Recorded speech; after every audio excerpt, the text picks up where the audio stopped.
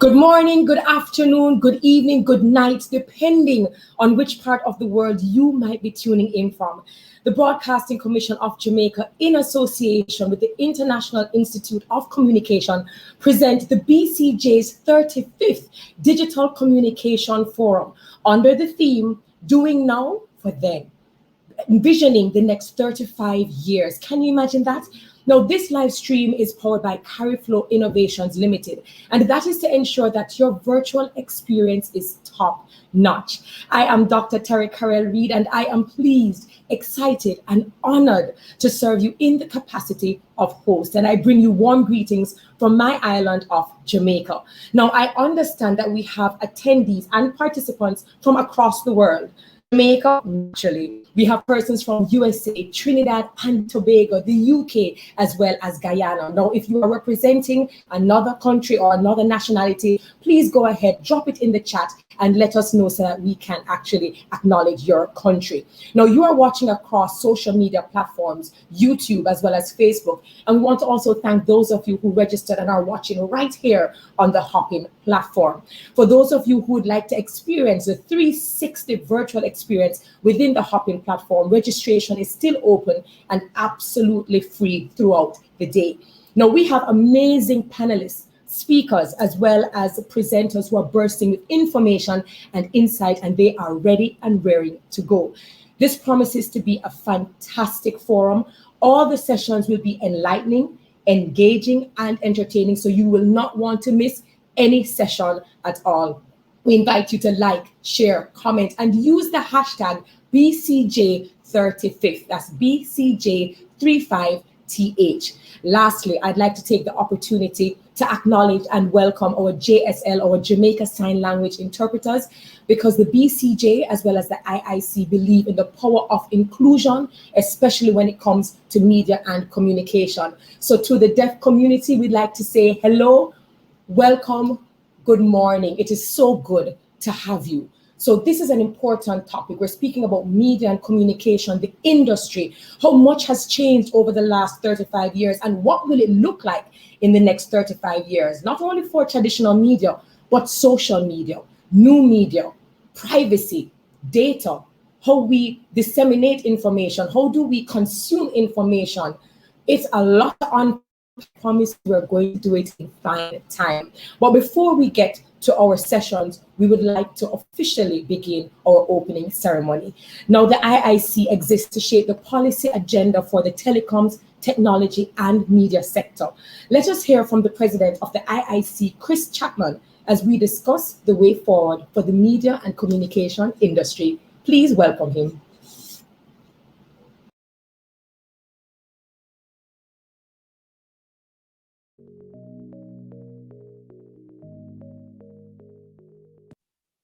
Chris Chapman here, President of the IIC, and delighted to join you on this special occasion.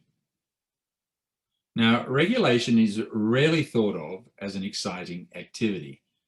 At its heart is the doing of your homework to fully understand complex topics. It involves gathering and analysing data, often through original research, before formulating and testing and implementing policies, and even then monitoring and revising them. Rigour, consistent focus and endurance are challenges for any regulator, but it has become much, much tougher in a digital age in which the nature and application of technology is changing so fast and with such profound consequences. From where I sit, it's toughest of all for regulators in smaller nations, often without the resources or array of expertise available to their better resourced peers.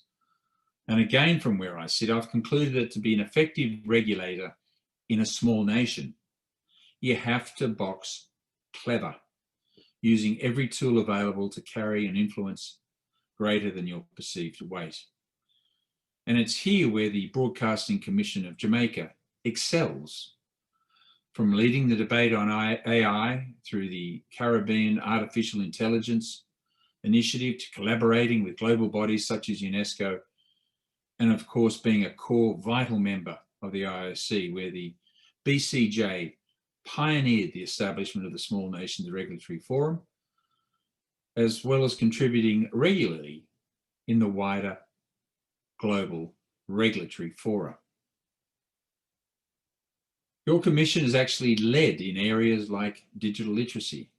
Few regulators can lay claim to creative awards for their public service messages, as the BCJ can for the wonderful Pinchy Dead campaign, warning against fake news. Now, I have to tell you, I couldn't understand everything was being said. In fact, virtually nothing, but I suspect that a chap from down under is not meant to. And it was only natural that when the IIC published a series of think pieces in 2019 to celebrate its 50th anniversary, one of the very best contributions came from our good friends at the BCJ, Anthony Clayton and Cordell Green, recognising that in an era of global communication, the governing rules must be framed internationally and axiomatically rejecting the ideas of countries and blocs outside of the digital triumvirate of the US, EU and China becoming in some way rule takers and beholden therefore to the opinions of jurisdictions with the greatest, biggest capacity and influence. In this, Anthony and Cordell spoke for many countries, including us here in Australia. Having fervently debated the importance of platform regulation over many years, we are at last beginning to see the emergence of realistic rules designed to meaningfully address their power, ensure open competition and provide suitable, that is, fit for purpose consumer protections in areas like data, privacy, and of course, news content. There is still some way to go, but if we are to make real progress, then it's essential that global rules work for consumers everywhere, not just those in the largest countries. There will always be a need for national rules, unquestionably, but even many large countries do not have the weight to address the power of platforms on their own. And regulatory collaboration, the kind that is at the heart of the IIC as well as the BCJ, will be crucial to the success of the emerging frameworks. For all this, we must equally recognise that platforms, like so much digital technology, has the power to dramatically improve the lives of citizens and consumers across the world. We must always remind ourselves also that the role of regulators is to enable as well as to protect. And of course, companies need to be able to invest with confidence. I have no doubt that these issues will continue to be debated at the IIC, within the BCJ, and elsewhere for many years to come. Finally, I very much would like to say this: as strong as the professional relationship is between the IIC and the BCJ, it's more than that. Over the years, we have come to develop warm, very warm personal relationships too. It's why we're so proud to have the BCJ as members of the IIC family, and why I'm so delighted to have been asked to make this opening address. And I'm especially pleased to welcome the Honourable Favour Williams, Minister of Education, Youth and Information, as well as your Chairman, Professor Anthony Clayton, and the Executive Director, the incomparable Cordell Green. Knowing the BCJ, I'm quite sure you're going to have excellent, robust, but constructive debates over the next few days, and I look forward to hearing about them. In the meantime, congratulations on your 35th anniversary and best wishes for the next 35.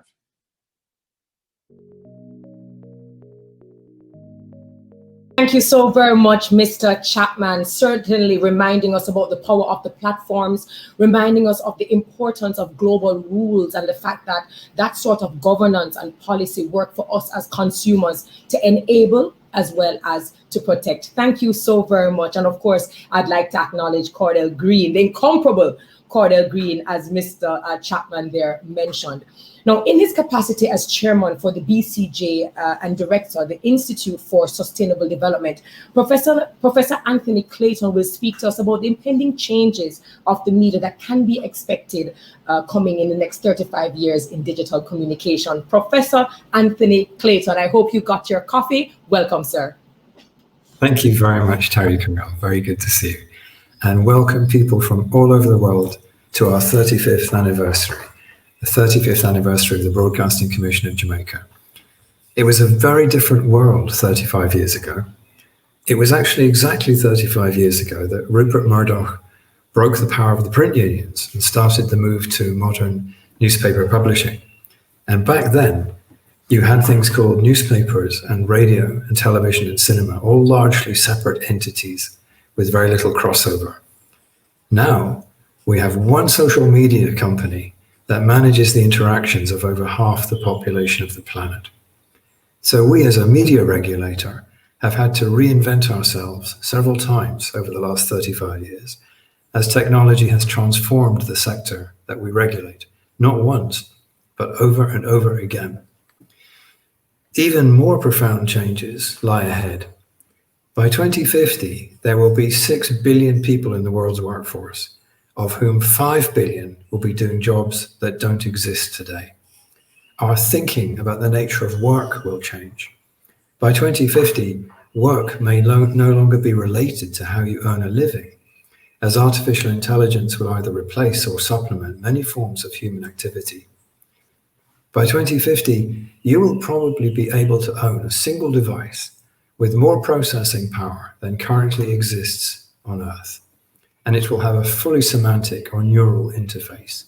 Now, this means that the nature of education will change, as you'll have your own personal guru with you at all times, explaining the world to you. So we probably won't need universities anymore. By then, I suspect conventional media, as we know it now, won't exist either.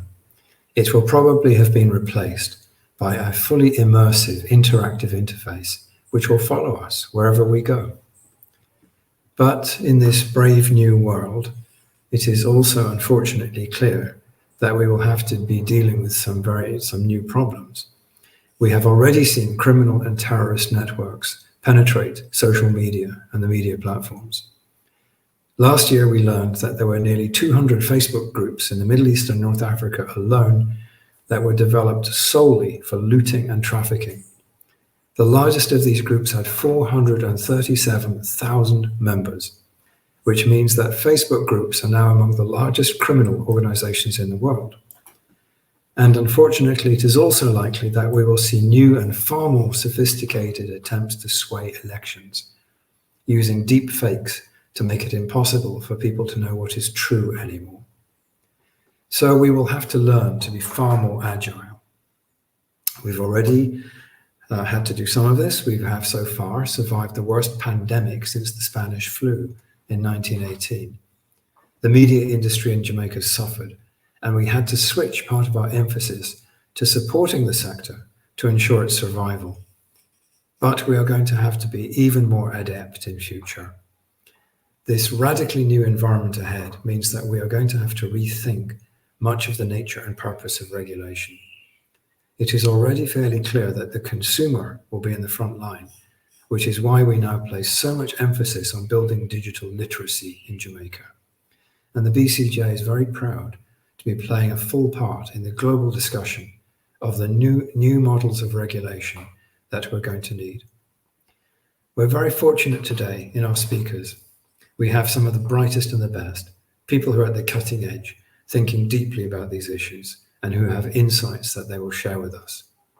Our presenters today include a futurist and storyteller, some absolutely wonderful children, a brilliant digital artist, two outstanding comedians, and some of our Caribbean AI innovators.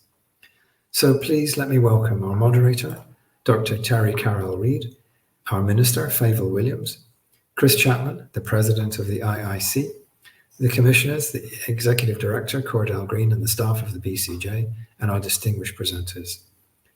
And please let me thank the IIC for being our most steadfast supporter. In particular, Chris Chapman, Mr. President, and Lynn Robinson, the Director General. And a special shout out to the former Director General and our friend, Andrea Millwood Hargrave, who will be co-moderating the panel discussion on the future of media. Thank you very much for your attention, and let me hand over now to our next speaker. Thank you. Thank you so very much, Professor Clayton, for really putting everything into perspective. When we think about visioning for the next 35 years, we think, well, that's far, that's way in the future. But what we have seen is that a lot has changed. And so I grew up with a TV, one TV station, there'd be programming, the lines would go up at a certain time, and we knew that was it. No more content, no more programming until the very next day when the national anthem would play at 5:30. Lots of radio, lots of newspaper. And in the last few years, we've seen YouTube and TikTok and LinkedIn and Twitter and Pinterest and all of these different platforms and Netflix, and everything is just moving so quickly. So again, you really put into perspective the innovations and what content creation will look like, the aggregation, the dissemination and the consumption. And naturally, what does that mean for our rights, freedom of expression and control of data? Thank you so very much for that. Now, at this time, it is my pleasure to invite and to welcome Minister Favour Williams, our Minister of Education, Youth and Information. Kindly welcome her to the virtual stage. Thank you so much. Good morning to you, our moderator, Dr. Terry Carroll Reid. And to say it sounds like we're from the same era. I remember TV as well used to be turned off at a certain time.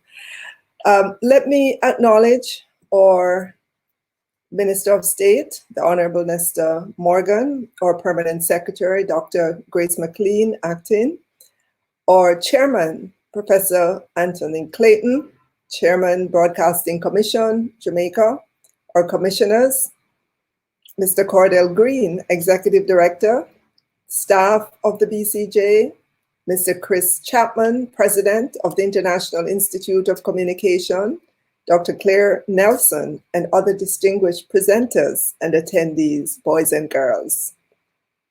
Good morning to our participants in Jamaica. Good afternoon to those in the United Kingdom.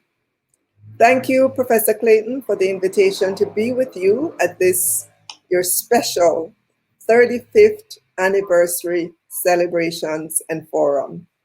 First, may I begin by extending congratulations to the Broadcasting Commission on your 35 years of operation in Jamaica. 35 years is a relatively short time in the life of an organization, yet the tremendous volume of work you have accomplished during this time speaks well of your diligence, commitment to high standards, and continuing relevance to the media landscape in Jamaica. Few sectors would have seen as many changes or have been subject to such rapid technological developments as the broadcasting industry. Developments in information communication technology have provided opportunities for much improvement in content and quality, and at the same time opened the sector to significant competition and challenges. In this regard, the BCJ has maintained its relevance in providing regulation and guidance to the broadcasting industry within the context of government policy. Over the past few years, the dominant concern to the broadcast sector was how developments in technology was changing the communication sector in general and the media landscape in particular, and the extent to which current regulatory and legislative framework were adequate for the times. Over the past year and a half, however, the COVID-19 pandemic and its disruptive impact on businesses have since overtaken these concerns. In fact, this has forced changes in staffing arrangements and programming content for many entities.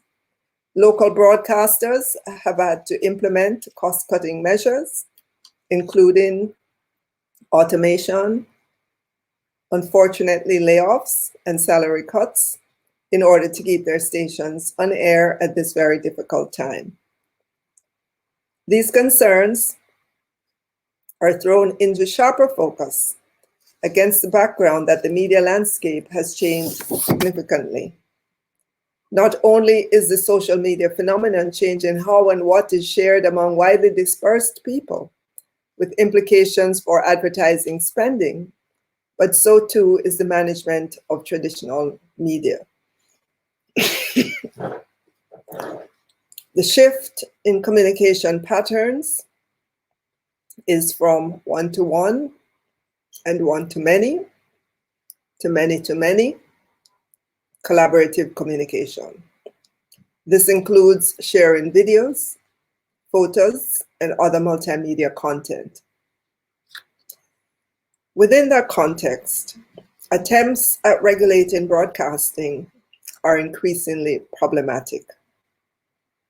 Many still associate the term broadcasting to mean over the air, but it is certainly true that less of the media content we consume today is coming via traditional broadcasting. Indeed, as media have become more digitized and the internet increasingly in the mode of carriage for all media, newspaper and magazine content, movies, etc., are all migrating to the internet. With less costly technologies and multimedia tools, greater use of broadband and wireless networks, social media platforms are seen as more viable vehicles for communication and media services.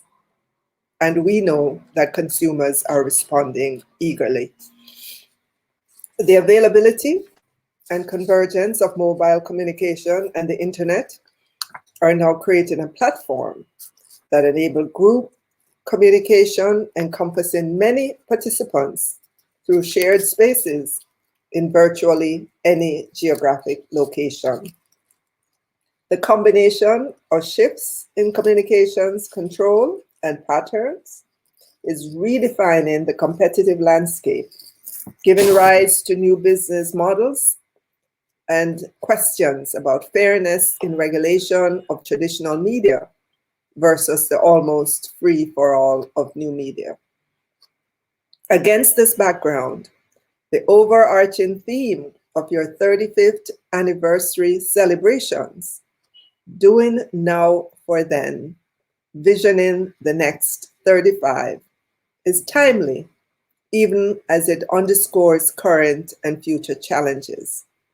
I must therefore commend you for organizing this forum as a forward-looking event, examining the technological and structural changes now underway and what the media and communications industry might look like in a few years from now. I also take this opportunity to welcome the participation of representatives of the International Institute of Communications. In many ways, the prospects are very exciting.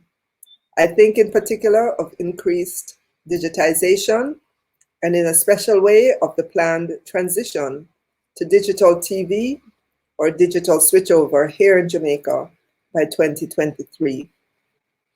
In other areas, there's cause for great concern amidst the evolving relationship between traditional and social media, especially with regard to the potential for strengthening or dilution of rights to privacy, free expression, and control over personal data.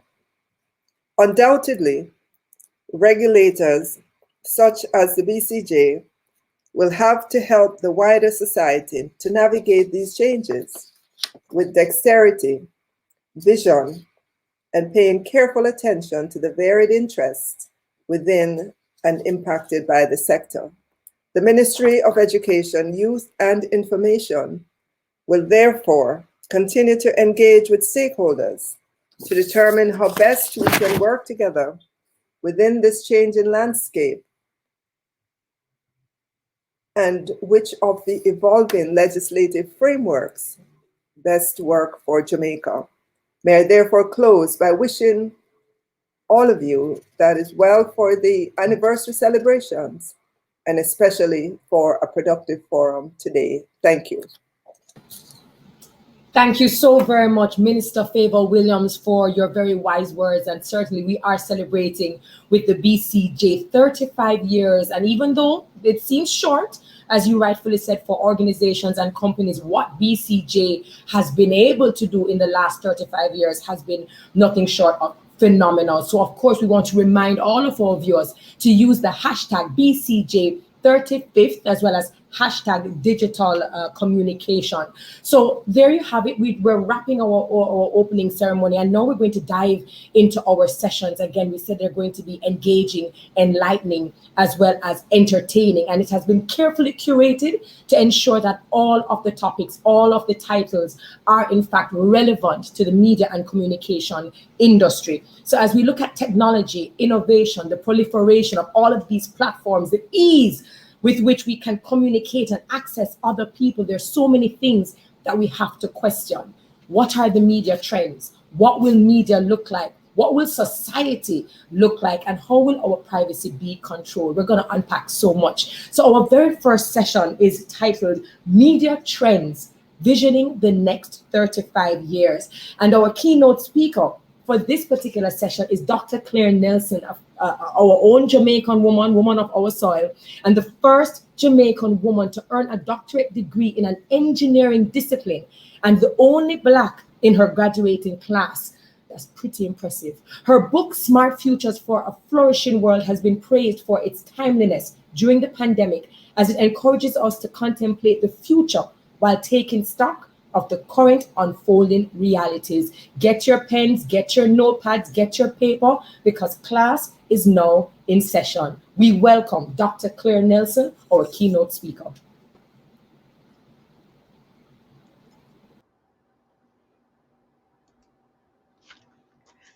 Greetings and salutations. As you know, there is nowhere in the world you can go and not meet up on at least one Jamaican. Well, I was the first Jamaican on the moon. I first came up in 2036 to help set up Lunaville. That is the place where civil society cosmonauts come up to do research. But my friend, that is still for a long day. Let me talk to you now about what you want to hear about, which is broadcasting. All I can think about is the song is Mouta Massey Liza Girl, you know, hear the mama they call you. That was the first broadcaster I knew, Mouta Massey Liza Girl. But seriously, 35 years into the future, 35 years ago when I was a young Turk. Just let's think about the year 2050. And it's the Global Observer Online. And it news goes over 5 million sea nomads or residents on third age Leisure World ocean condominiums have been offline for over 48 hours since their internet provider IIC lost its satellite in the wake of an intensive solar flare activity. Third Age, founded in 2022, is the largest operator of homesteads in the world, with vessels in the EEZs of all the big ocean small state nations in the alliance of small island states.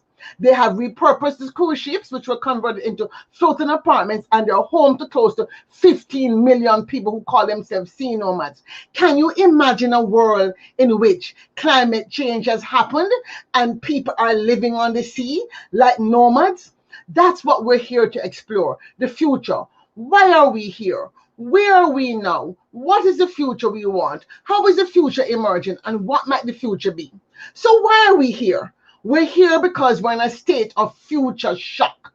We're here today because we want to explore what is happening and get out of that sense of the deer in the headlights, or in this case, a bug with a dragonfly eyes, and begin to look more carefully on what's coming so we can better prepare for the world we want. We want to move from future shock to future sense. We need for leaders of all organizations, be they media organizations, broadcasting commission staff, ministry staff, and all the consumers themselves, to understand what is ahead so that we might best prepare for the changes we're about to see. Now, who is who in broadcasting is a big conglomerate, and typically people talk about content providers and service providers and distributors and content creation, but they often forget that the broadcasting ecosystem also includes the regulators, the policymakers, the lawyers that make sure that we're doing what it's supposed to be doing.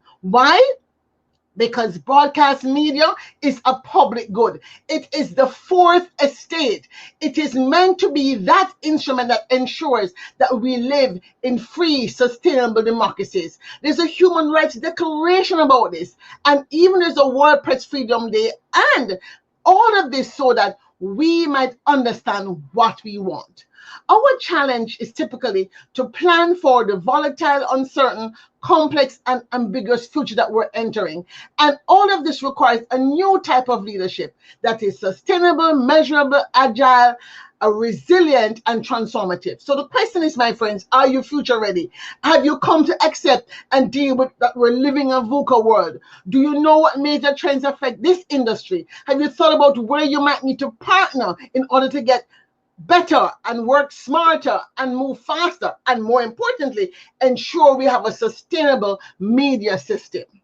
So we are here in a VUCA world, volatile, uncertain, complex, and ambiguous. And I don't need to explain it anymore, because clearly after the last 18 months of living in COVID, we understand exactly what that means.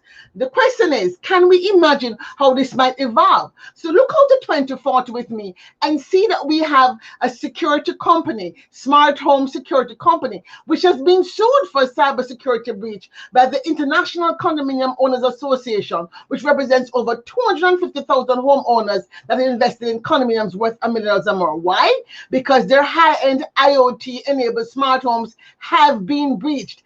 And these rich people want to make sure that their privacy and safety is taken into account. What do I mean by smart home? We are living in an Industry 4.0 world.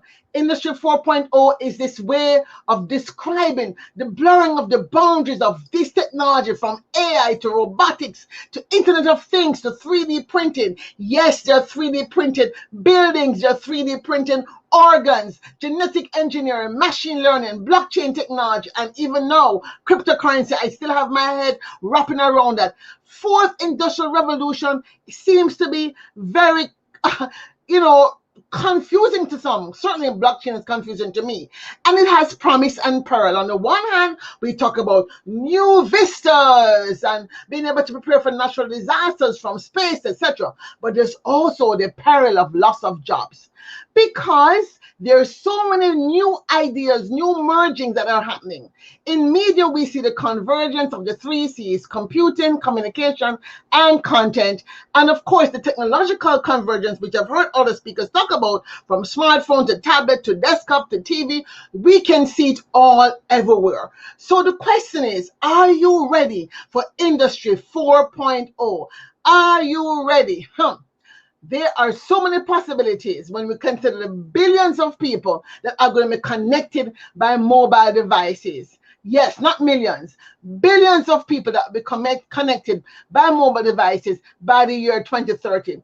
And Industry 4.0 is about leveraging all these advances and sharing and collecting information so that we can have the future we want. Now, what is the future we want? The future we want is that safe, just space for humanity. We want smart futures that are smarter than the way we're behaving, certainly right now, because we are on the precipice of expanding beyond our 9 planetary boundaries. We're also on the precipice of falling below the social goods that we have set ourselves. And so the future we want is about living in that space where people have flourishing lives. So again, look out with me at the year 2030 and note that Guardian Casualty Insurance has launched a partnership with the Global Island Infrastructure Partnership for all the members of the Alliance of Small Island States to support cyber insurance for Wi-Fi systems on all the million commercial buildings for the next 5 years. Why? Because with all the tourists and all the businesses working offline, they have found that without that insurance, if people are hacked, then these companies and these businesses get sued. We don't want that. The future we want is one that looks like that described in the Sustainable Development Goals. 17 goals, 169 targets. And of these, at least 2 have something to do with media specifically, but actually, media is important to push all of this information out. Media is what I call the tail bearer tribe, because you are the ones that carry the tales, like Mautamasi, whether it's news or entertainment. And this is why we need media and information literacy.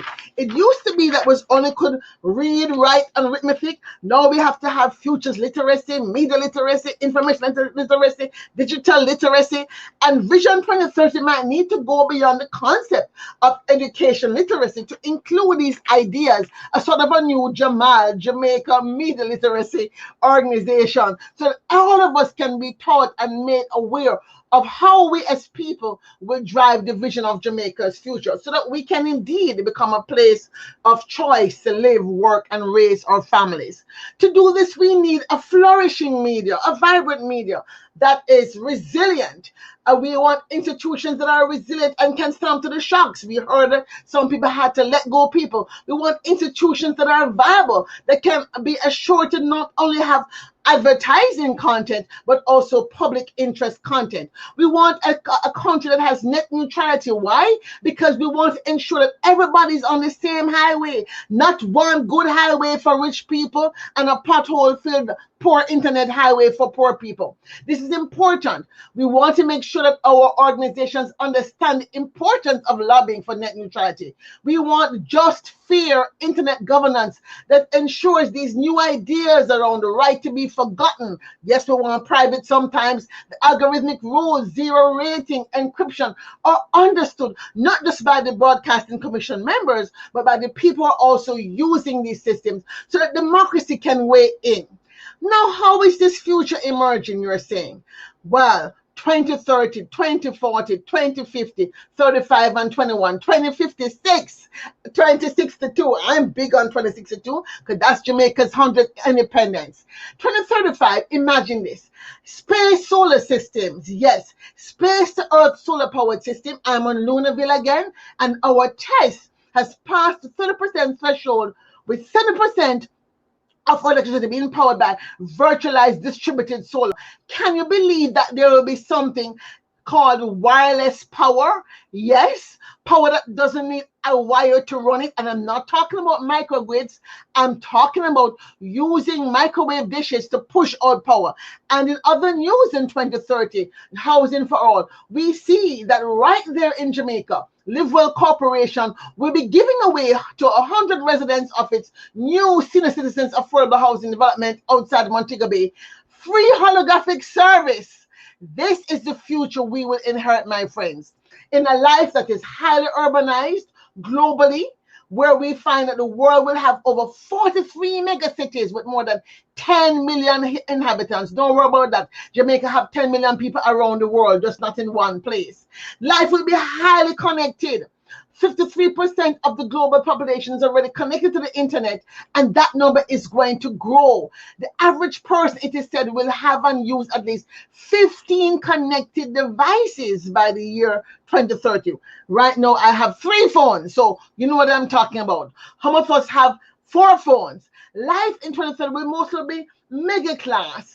Well, we hope, if we recover correctly after COVID and all the different things that countries around the world have been going, that we will move into a better life for more people.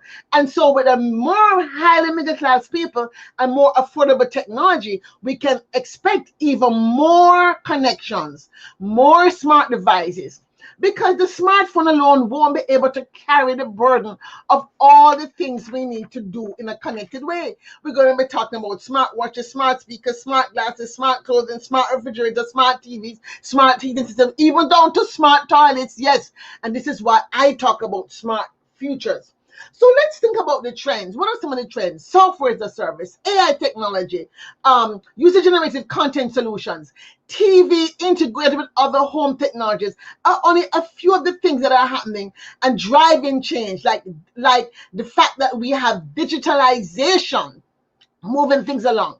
In fact, we can be said live in an experience economy. People are driven by experience, and so all vendors of all products and services have to focus on improving the customer experience service. So we'll have more data, and of course, when ASTC 3.0 comes online, more streaming. This means the future of media will be different, but not just media, everything. And how might this future be different? We're talking about the future of the life as we know it. And if we jump into 2030, we can imagine, for example, that the Global Technology Association has succeeded in holding a hearing at The Hague about classifying holographic images of the founders of world religions as blasphemous. Yes, no holographic images of Jesus or the Buddha or the founder of the Sikh faith. All the interfaith community has come together and pushed for this because nefarious people have been using holographic images of Jesus to do all sorts of nefarious things. Can you imagine that happening only 9 years from now? I can. Just think. Life in the future, whether it's work, jobs, buildings and homes, governance, technology, citizens, consumers, will not just be a repeat of the past, but you can expect some jumps in things from here to there. So we're talking about 3D printing organs, 3D printing things like lab meat, 3D printing homes, for example. There'll be ocean thermal power. Telemedicine is going to be huge. Cryptocurrencies, well, the thing is out on that, but people believe that it will be used at least for private B2B exchanges. Jobs of the future, AI ethicists, augmented reality journey builders, coding ethicists, telesurgeon, personal data brokers, robot recruiting, yes, avatar design, security consultant. All of these things are what we need. AI will be everywhere, ubiquitous, healthcare, education, media. In fact, there's talk about the singularity appearing in the year 2045. What if we build a supercomputer, given that quantum computing is now well on its way, that is more intelligent and faster than us humans? How will we manage future of content creation? We're talking about smart cams, smarter drones, latency-free wireless video monitoring, software broadcasting platforms to become cheaper and more affordable. And of course, production technology itself. We're talking about more virtual production. All of these things are going to be making it more so that more people can have more content and more eyes. I don't know how we're going to manage. Holographic TV is going to be huge by 2030. We're talking about even mixed reality where teachers can be live with a hologram and you have a virtual teacher and then you have the lessons in geology and chemistry. This has already been tested. This is not fantasy. This is real. And yes, 6G. 6G is on the horizon. And look how many countries are working feverishly. I'm saying to myself, 6G, we're not even sure how 5G works yet. Some of us still working on 4G phones. But yes, we are rushing ahead too fast. And this is why it's critical that we stop, take stock, and leaders get the ability to meet the future so that we can win it. How do we get future ready? 3 things we always ask is, what are we most afraid of? And what if what we fear the most were to actually happen? And what would the future look like if the things we dread were to actually come to be? These are ways in which we can begin to probe the future and look at things we have not thought about before, find our blind spots and our bias. So imagine 2031, for example. In Jamaica, Visit Jamaica VR LLC, we have a holographic concert live from the Reggae Hall of Fame in Kingston to mark the 50th anniversary of the transition of the Honorable Robert Nesta Marley, the man, the muse, and the global icon. And can you imagine? There will also be holographic performances by Peter Tosh and Bonnie Whaler.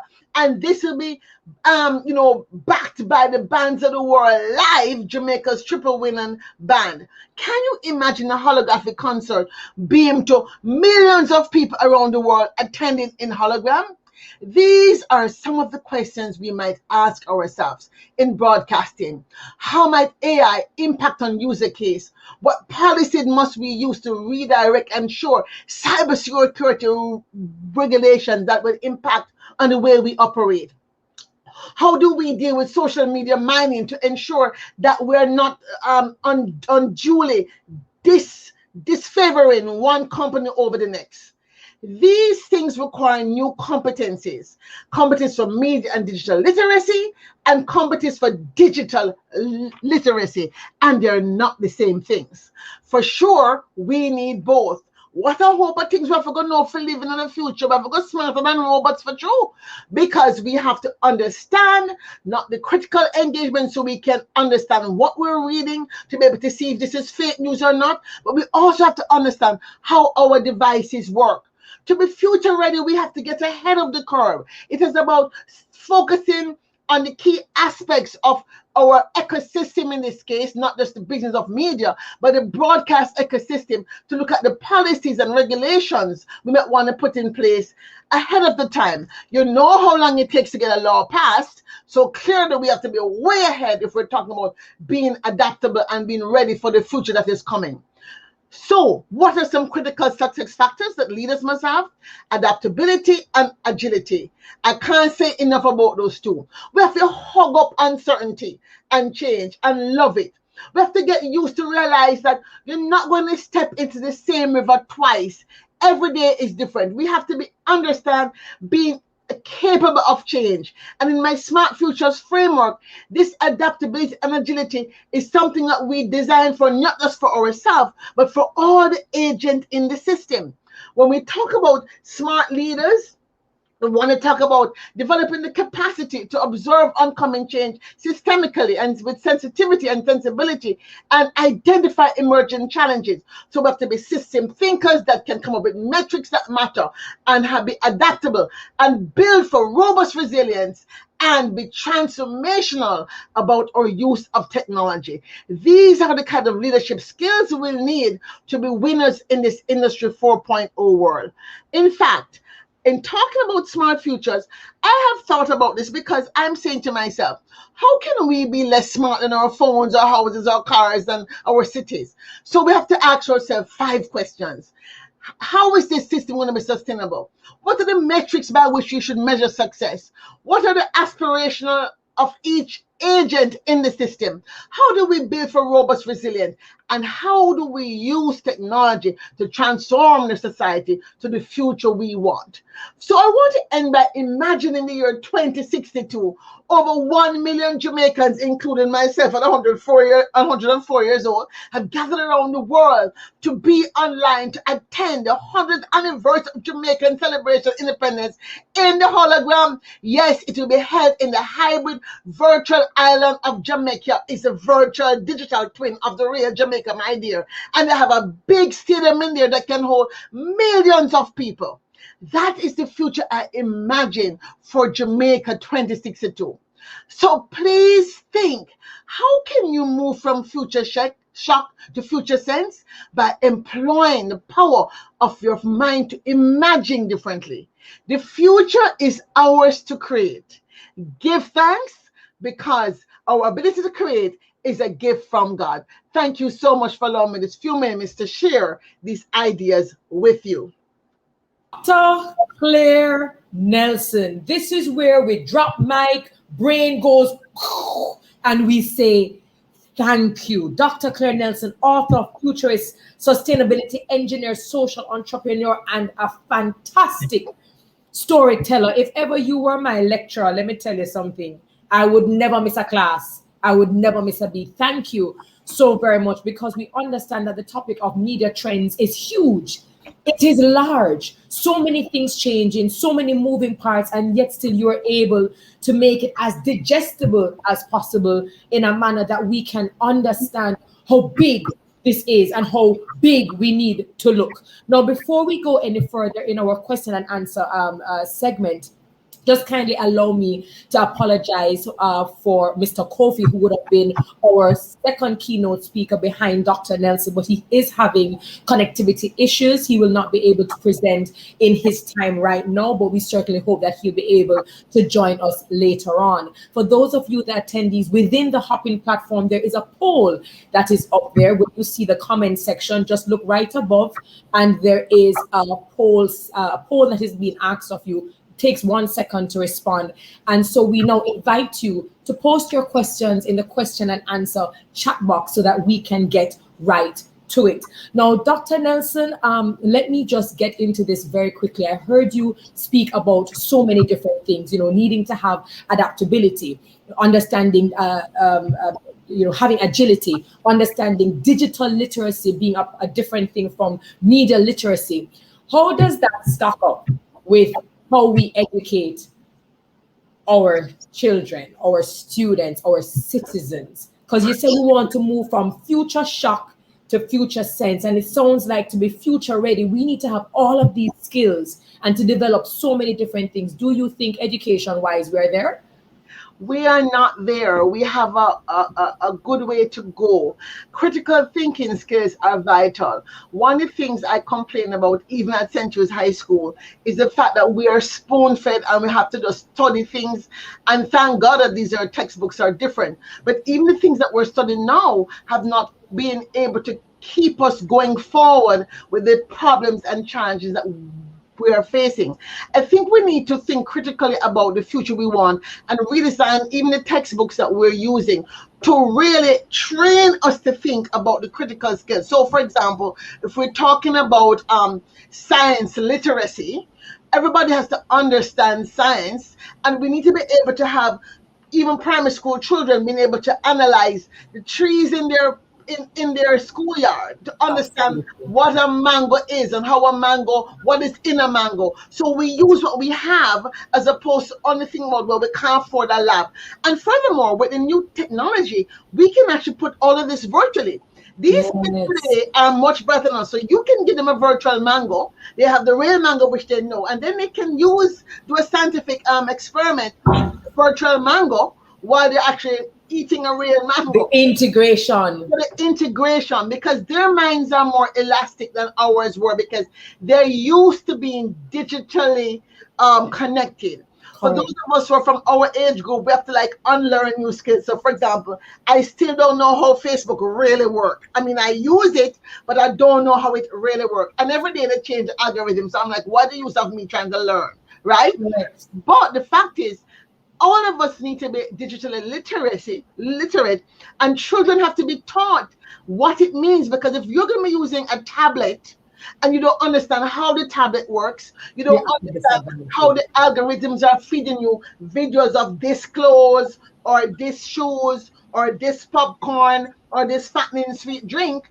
I mean, we don't want to get to the point where we have to put a law on every single thing to protect people. We want people to still be conscious thinking beings. And so we have to become as smart as our phones and certainly be smarter. Absolutely. And something that you said, which is very important, because it goes back to having agility and adaptability, means that we need to be able to unlearn and relearn. And we have to be in a constant state of learning and changing and assimilating, correct? Oh. Yes, and matter of fact, I like to say I became a futurist when I heard myself say one day at the age of 35. This is when they were converting DOS to Windows. I was in my early 30s or late 20s, and I heard myself say, and I remember it, but I'm gonna learn something new again, show. And when I heard myself, I was like, shock and horror. I was so shocked. I'm like, my God, you sound like an old person already. And that was when I pledged to myself to never let that word come out of my mouth. And you know what? I found that it's actually fun to be in a state of continual learning. I agree. So because there's so much, you never get bored. And for those who get bored easily, You know, No, it is so much fun to always find a new way of doing something, new way of gardening, a new way of cooking something. It doesn't matter. It doesn't have to be about learning a new science or something, but find something new to learn to keep your brain cells operating and try to learn something on both sides of your brain. We like to talk about being right brain or left brain, but I want more people to come to understand that we have to develop both sides of our brain to be fully literate, because to be futures literate, for example, means that the power of your imagination has to be turned up. So when I talk about 2062 and the Hall of Fame, the regular Hall of Fame, the real one, which I hope we have by then, please God, right? Along with the virtual one, which we're going to build in Jamaica, the digital twin of the island. In 2062, Can you imagine all the Jamaicans around the world, right, signing on in holographic form? No, I sat on this blow. I got so excited just dreaming it up and how it could work and what the science is today and how it could happen. And it's not fantasy. It could really happen. I think what it is the disconnect. You know, we hear about digital and we hear about all of these amazing things, but we don't necessarily connect it to how we could actually let this, create this space. Now, I want to talk a little bit about your book. I mean, I've always been fascinated by futurists and how they're able to look at trends and to be able to take what they know now and predict, if you will, the future. Smart futures for a flourishing world. How did you even come up with that topic, and when will it be released? Well, it's actually, I think, live on Amazon in an e-form tomorrow or Monday. But first of all, let me correct you. Any futurist that tell you that they predict anything, run them, right? Because you have to be clairvoyant and have special powers by God Almighty to be able to predict. Right? So what we do is we prognosticate, or we help people uncover various alternative versions of the future. And so in the case of the book, I was bold enough to go outside of the confines of what the publisher asked me to do and begin in what I call no time. And Nancy makes an appearance in no time. Because my contention is that if we start recognizing that we have to plan for a sustainability world, that when people are digging up the ruins of Kingston in the year 10,000 AD, 8,000 years from now, they can find the fact that we tried to save ourselves from disaster. They can find the fact that we tried to save ourselves from disaster in terms of, hurricane and coastal zone erosion, because we are on the precipice. And so the book is a combination of story, where I talk about the mythology of Anansi meeting with all the gods of the world to help to convince them to not destroy humans again, through several scenarios in real time from the year 3000 back to the year 2030. And that is juxtaposed against the history that brought us to the sorry past. The history of the Judeo-Christian ethic about climate and conquest and quantifying things, right, that have led to a capitalist society which no longer serves us. The first thing I want people to remember is that the GDP is dead. The person that made the GDP is dead. We have to get the World Bank, the IDP, the UN to move towards Kate Wayworth's thinking, which is about donut, which I prefer the word, lifesaver economics, that takes into account the real boundaries of our natural world. Yeah.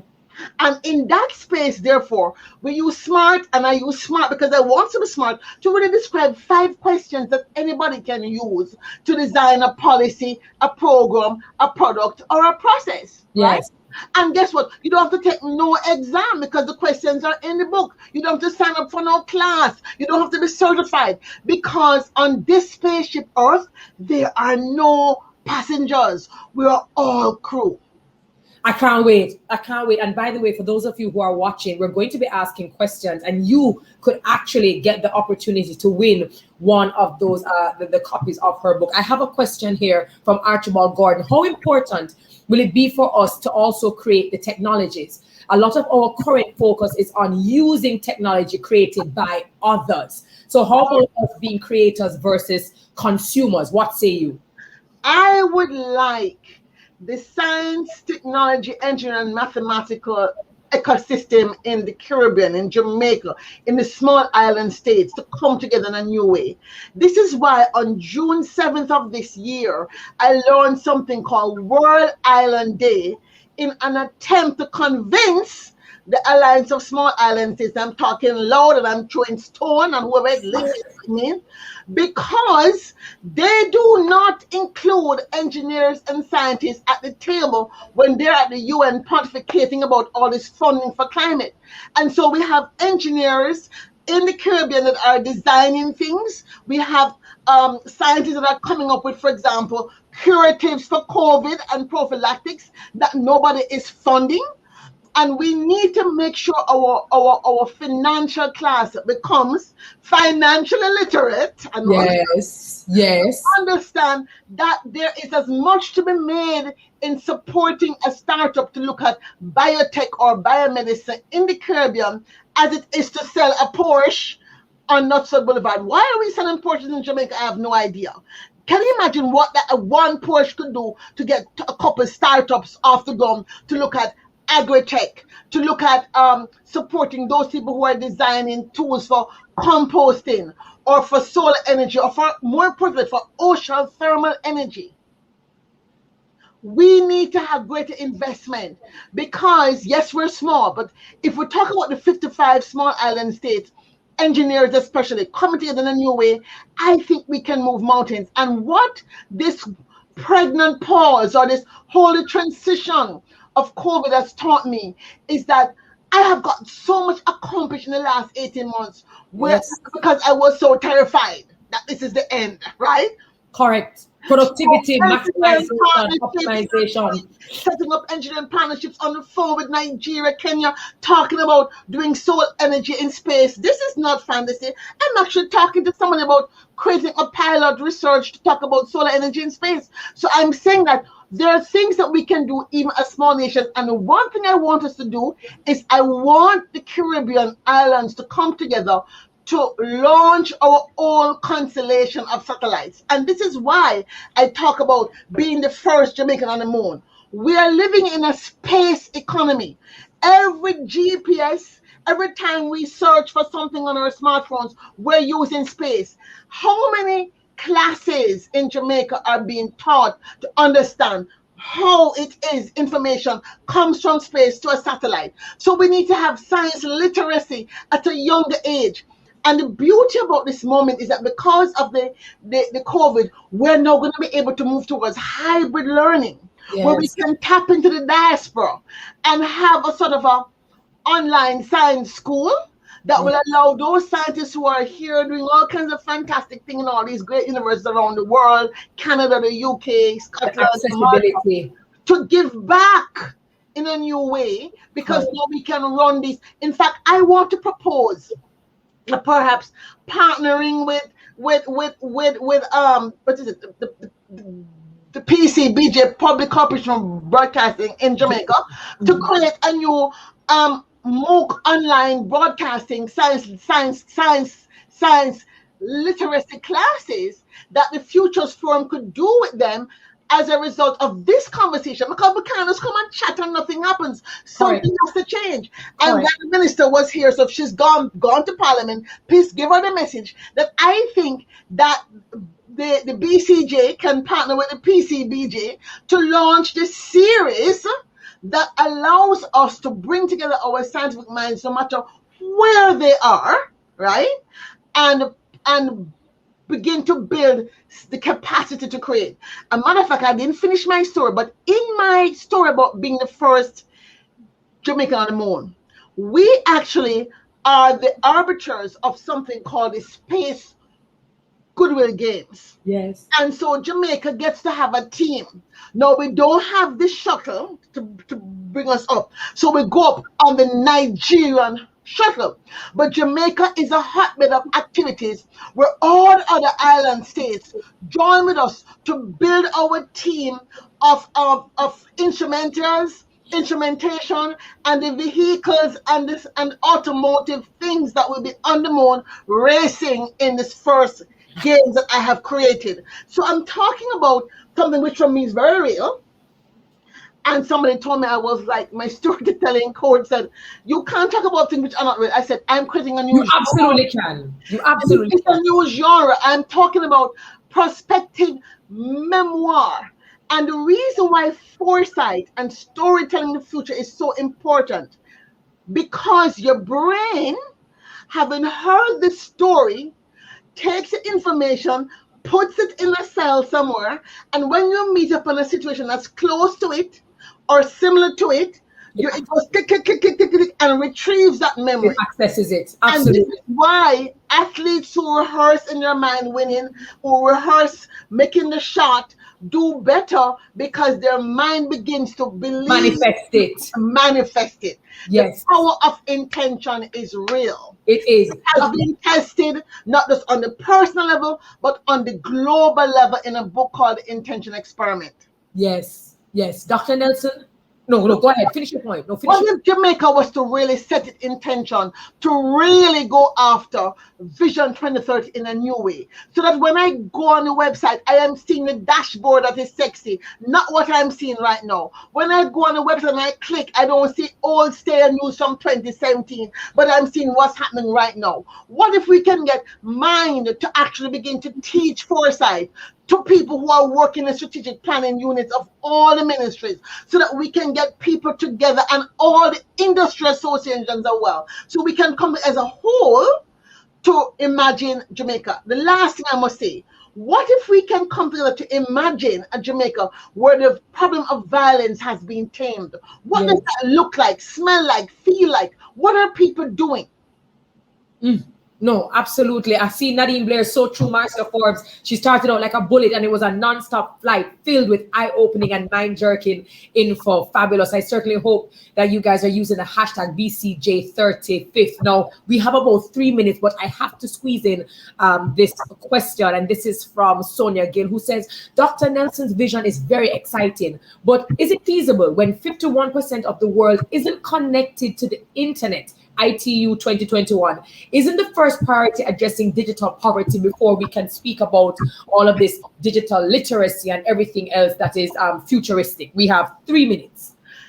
Well, as we like to say, you have to walk and chew gum. Or in this case, you have to walk and eat a mango. You can't say, first we do this and do when we do that, because time is speeding up, right? So we have to make sure that those who currently have phones, smartphones, are digitally literate, and then each one teach one. Because you know how we love to show off already. So if I actually knew how Facebook could work, next time somebody asks me, I wouldn't just go like, Lord, me just use it, I know it really work. I could say, Lord, what did you do? The algorithm, you go here and you find this information. So I am saying that because we have all this power in our hands, right? If we teach those that have the power, I believe the fact that people are prone to collaboration, we have a new mindset shift. The generation that's coming is more into collaboration versus competition. And in fact, history has shown that humans collaborate more than they compete. But guess what?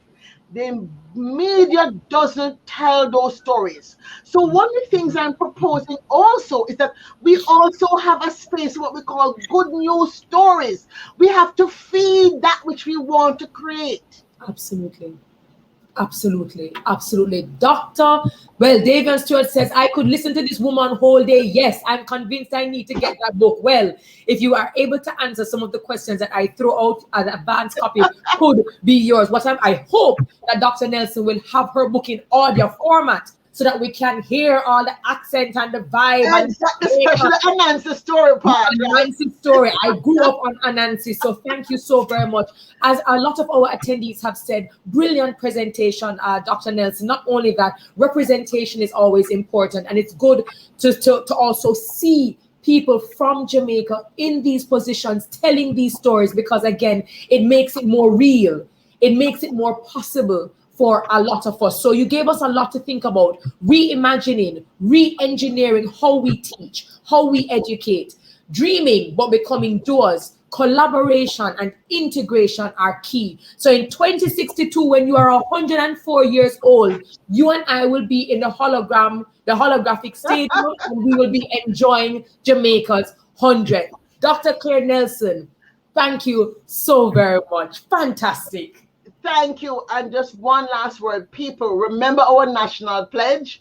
Learn it. It's that pledge that carry me through the world. Yes. So that Jamaica may do her part to advance in the whole human race. Jamaica to the world. To the world! And Olympics is coming around. So thank you so very much. Thank you, Dr. Nelson. Listen, I don't know about you, but I found that to be absolutely amazing. Remember, the BCJ did promise that our sessions would be enlightening and engaging and entertainment. Who would have known that engineering and science and futurism and media and communication could be packed in such a powerful package that is Dr. Nelson? If you enjoyed her presentation, if you had any particular takeaway, please drop it in the chat, like, share, comment, use the hashtag BCJ35th. Certainly a fantastic way to start off our session. So I hope you you participated in the poll.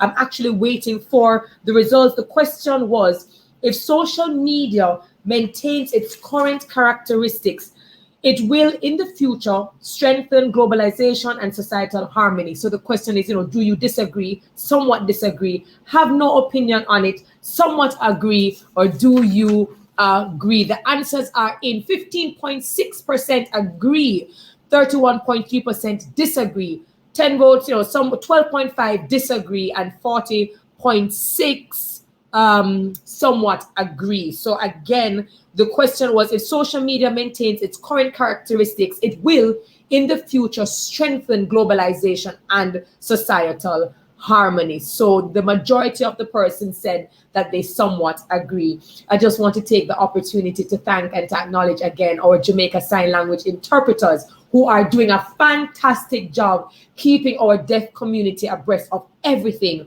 that is happening here. What a fantastic way. So we're moving to our second session. Wow, Dr. Nelson just came and blew up the spot. And you know what?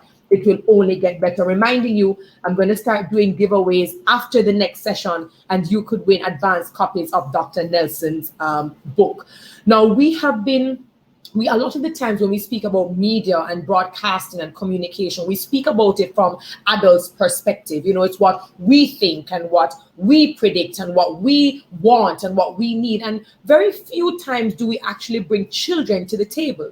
Like, what do they think? What are their thoughts about connectivity and media and broadcasting? Well, session 2 is going to be quite an interesting conversation. And it is entitled, What the Future Says About the Future. And we welcome Miss Susan Symes, TV host of Kids Say, and of course the Susan Show, a fantastic producer right here in Jamaica. And she's in conversation with primary and high school children between the ages of 8 to 12. And she's going to be discussing the future of media. Now, although it's a pre-recording, Susan is actually here virtually. So any of your comments and questions, she will absolutely be delighted to address. So again, this is Miss Susan Symes, What the Future Says About the Future. Enjoy. Hi, I'm Susan, and our participants include aspiring entrepreneurs, YouTubers, robotics engineers, paleontologists, broadcasters, fashion models, lawyers, animators, and philanthropists. All have intentions to change the world. First up are our primary students ages 9 to 12 years old. Today we're going to talk about media, right? Because you guys are dissing my radio. It came from my house, okay? Why were you dissing my radio? It's so old. What do you mean it's old? Do you know how many things it can do? How much thing? A lot. I can record on a cassette. The radio? Yes, I can. But you can do it on the TV as well. Yeah, but I'm not going to watch music on my TV. You are? No. Do you watch music on your TV? Of course. You turn it on for the radio? You're not supposed to do that. What do you mean it's old? And it's not from the 80s, it's from the 2000s. You see, a new decade has started, and the radio, barely anyone uses it anymore. We all have the radio app on our phones, tablets, computers. We don't need it. It's a part of my swag. It can be used for nostalgic purposes, but it's old. Yes, Ashery? It's a part of your old people squad.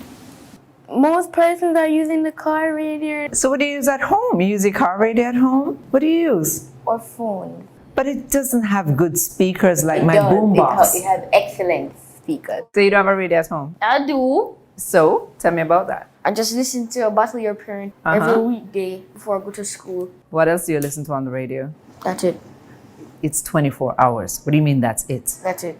Battle Your Parents is not even 10 minutes long. Yes, that's it. In the evenings, whenever I'm at my grandparents' house, they like to listen to the 5 o'clock news. Every single day. I just can't get tired of it because I hear it every single day. The news is sometimes just depressing. Exactly. We need a break from all the violence. It's traumatizing. You don't listen to music?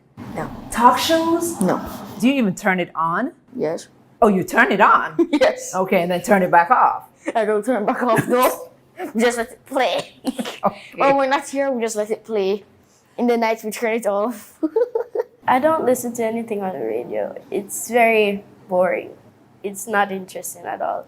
Because when I turn it on, right away I hear like old time people's like explaining herbs, and I'm not really interested in those things. Well, honestly, I have absolutely no way to listen to the radio anymore because like my radio is broken, and like when I used to listen to it, it just felt completely boring. I used to listen to it like every single day. I just don't know what clicked and I just stopped. The only thing I would listen to would be a podcast because I usually listen to those in YouTube or Spotify. So your radio is the internet?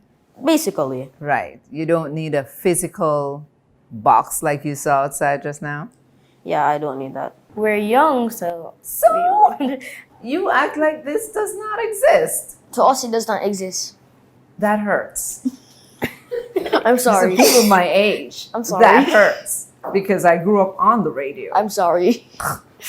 If you were to listen to the radio, what would you want to hear? Music. You want to hear music? Lots of music. Yeah, but you know they play their own music. It's probably not the music you like.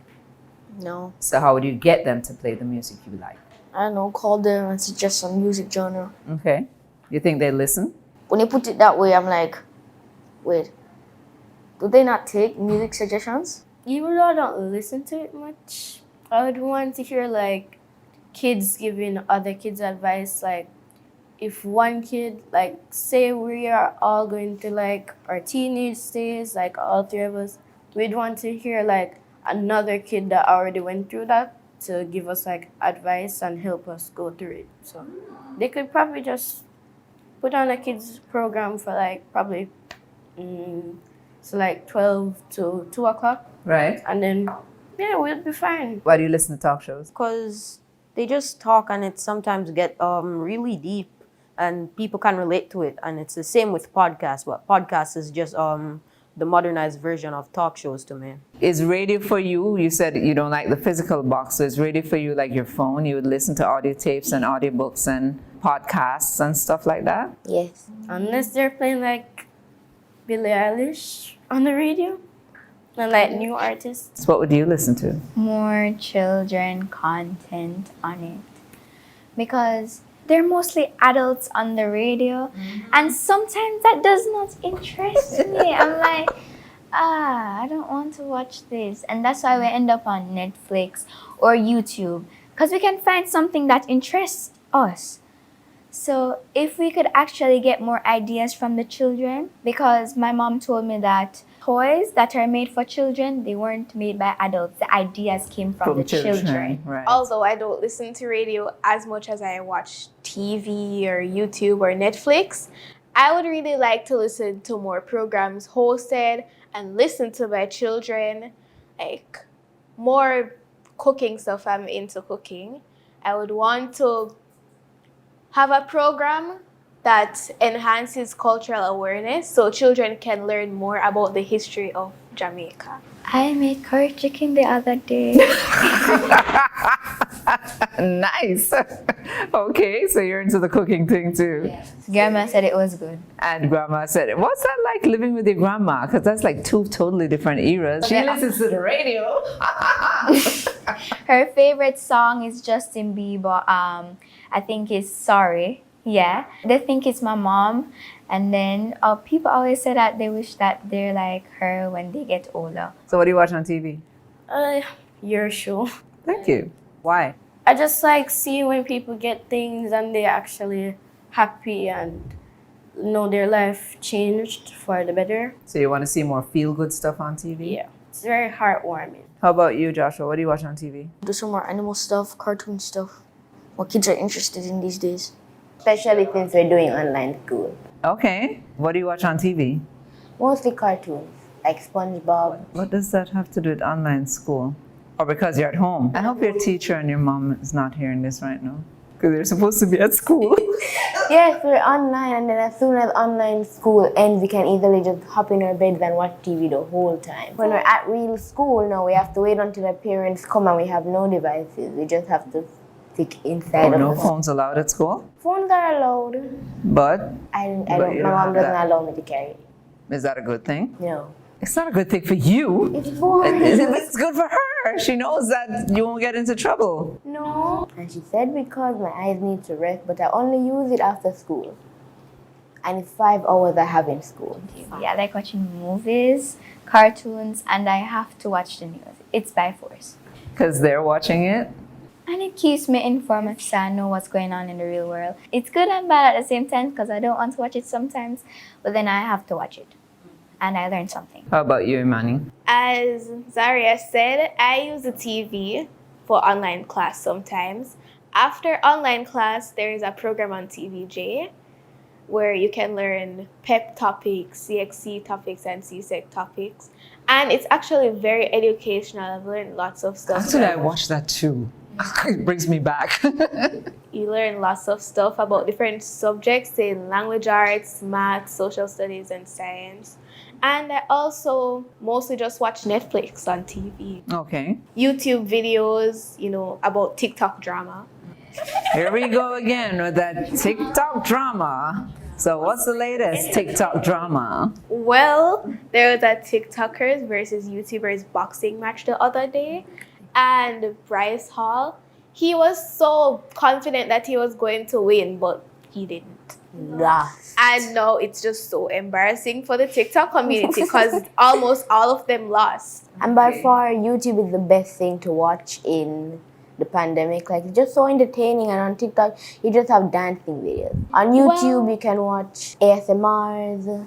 What's our ASMRs? Like when you're squashing something and you put it close to the mic and you squash it again and you listen to it, that's what the ASMR is. Like a satisfying. I watched a video. It taught you to multiply, divide fractions. There are also cooking tutorials. You can even learn how to dance on it, yeah. And there's more entertaining stuff to it. Because sometimes I tell my grandma, ooh, I learned this. And then she asks me, where did I learn it from? TikTok. You learn different math tricks that you can use, like in the 9 times table. You can just count down backwards for each digit. I even watched a video they were telling me about if you don't like to do these things, then you shouldn't go into the real estate business. Okay. I just watch story times. What's that? Story times is basically people just talking about weird accidents or actions that happen to them. Anime is a different genre. It's a type of more serious version of a cartoon. It sounds more adult to me though. It depends on what anime you're watching. Oh, okay. Because I've seen some of those. I've seen very bloody animes. Okay. And they were not nice. When you get to that though, are you still watching? I mean, or do you go I to just the watch other for the ones? storyline and sometimes the fights, especially Naruto. Most of them that I search for, I'm expecting like kid-friendly, but when I find them, it's not really kid-friendly. TikTok forms an algorithm, like it tracks what you're watching and then it shows you videos about what you're watching and videos that you would probably be entertained by. There's something called a For You page. The majority of every video that you like with the same content, that comes on your For You page. And when you first download the app, they ask you to select what are the things that you're interested in, like sports, food. So every time you go on, it gives you something now instead of you trying to go select stuff for it. But is that a good thing though? Does it mean that they're tracking you? There's a thing that comes up, terms of use and private policy. When you first get the app and you open it, it says TikTok will not share any Do we personal really read data. all that? Yes. If you don't want nobody to see a video, or you don't want no one to save it or add it to their favorites, you can just turn off that. The fact that they can track what you're watching and know what you're like, it's kind of creepy. Google does the same thing as well. Even when your phone is locked, you're not using it. For example, the other day I was saying, oh, I want a new phone case. Guess what? I was on YouTube and an ad came up about phone cases. And it just keeps on coming up repeatedly, over and over. All they did was say it? Yes. All I The did was phone say it. heard you say it? Yes. You did not type it in? Nope. That's artificial intelligence. I was trying to look for a gift for my sister because it was her birthday coming up in the next week. So I didn't click anything on the phone. I just said, I wonder what I should get for my baby sister. And a list of things just popped up on my phone about you can get her a toy, you can get her a monkey, you can get her a stuffed bear, like just a list of baby items. Are they watching us? I think so. And it's not like you can delete Google off your phone, like it just stays on your phone. Are you guys thinking of becoming content creators one day to make like your own program since you're not getting what you exactly want? Oh, that sounds cool. We now speak with our high school students ages 13 to 15 years. I really do not listen to the radio unless my parents turn it on or something. The channel I listen to normally plays the music I like. If I really can't find anything, I probably will just switch it on to some news. Mostly music, or if my dad is listening to Full House Fridays. You find it fun? Yeah, I find it fun because it shows you different types of music that you might not listen to on your own. Radio is a very nice thing because you can sit back, relax, close your eyes, and as he said, you can imagine what goes on in it. Like the person is talking, you hear all the sound effects you can find. It's like it broadens your imagination. It's also very helpful for people like the visually impaired. Like they can sit down and listen. Okay. You can't be very visual with people who are blind.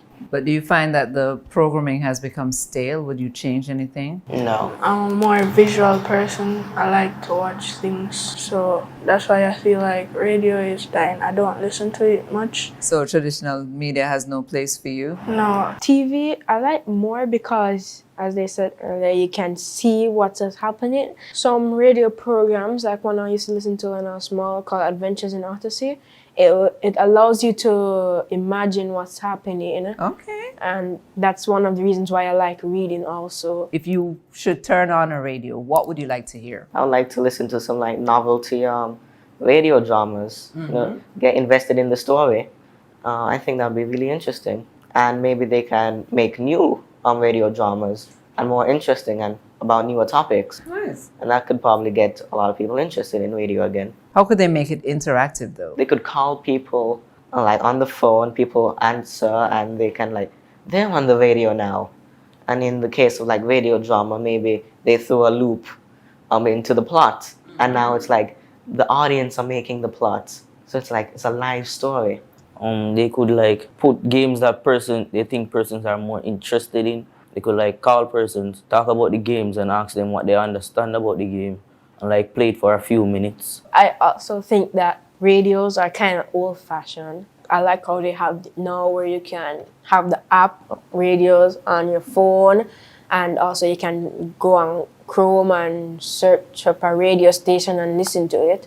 I hear they have live in-studio stuff now. You can actually see someone on the radio. Because they have a camera in the studio and connected to what they're talking on, so you can hear and see them. Especially with the music parts of radio, I think they could ask people what they want to hear, because mostly for the music that I listen to, a lot of the times on the radio it's the same songs playing over and over. The pros are you can have it at your fingertips. So those who are impaired, they have the radio. So Javel, would you rather listen to podcasts, audiobooks? Yes, I like podcasts. You prefer watching stuff? Yes, or reading. So you read the newspaper?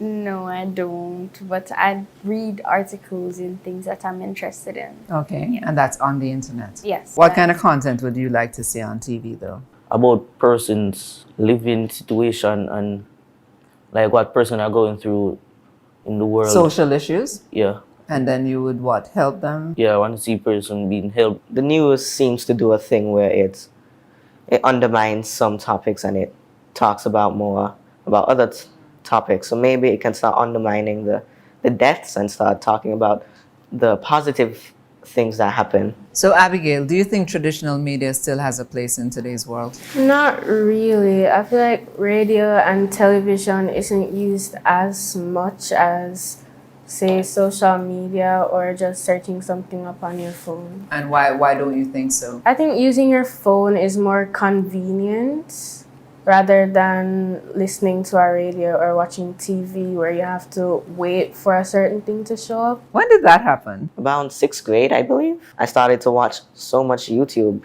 and I stopped watching cartoons, stopped watching TV. And at this point now, I never go on Cartoon Network. Like 5th grade, I started to realize every shows that come on TV now are like on the internet. When I reached high school, I just didn't have the time to. Because it airs at 4 p.m. on TBC, so I didn't really have the time because I have clubs and stuff after school like robotics and cadet. But when COVID came, I was already used to not listening to it, so I didn't. So you didn't bother go back. What do you think can be done to media generally to include you more? Maybe they could hold polls or something, or ask what the public or ask what the viewers would like to see, what type of content or what type of shows they would like to see. So maybe that would get more people engaged and watching it. They're not really looking at what the viewers are talking about, but they're looking at the views. A lot of people are watching the content. A lot of the time people don't support it, but because they really like the channel and they really like the persons making it, okay, they will still try to support it even though they don't like the product.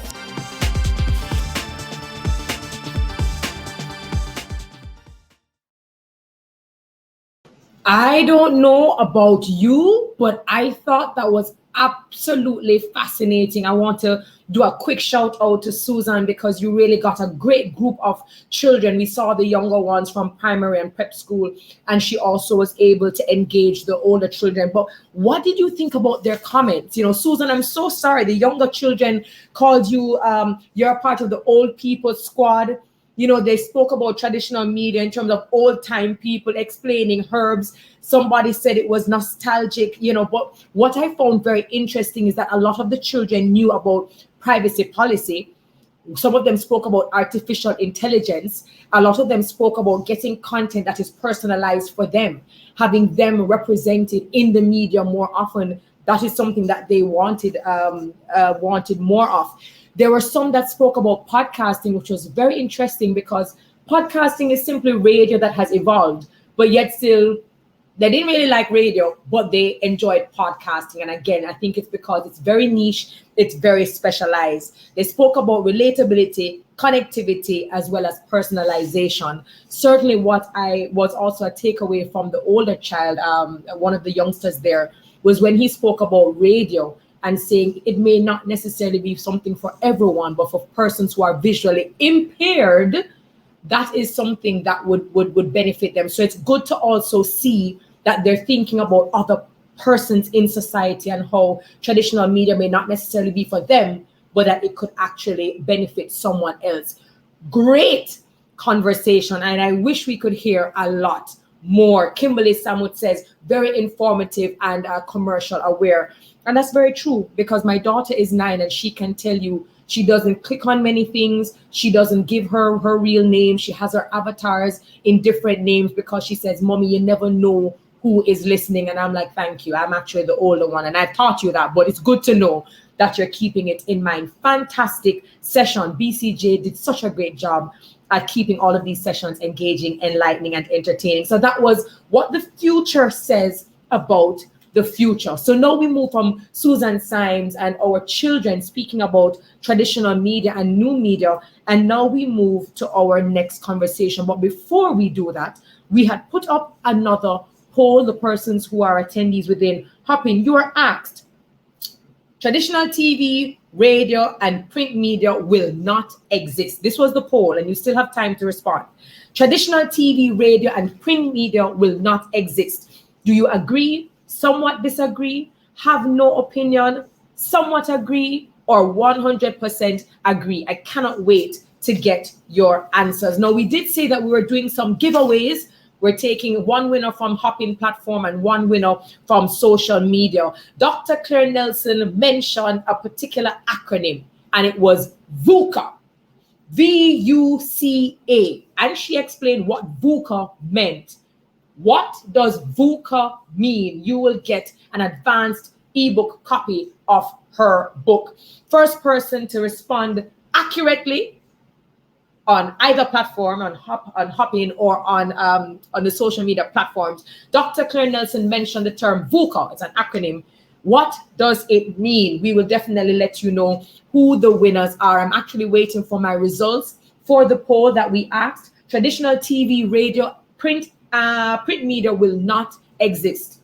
Disagree, somewhat disagree, have no opinion, somewhat agree, or agree. And our first giveaways to the first person who can tell us what VUCA means.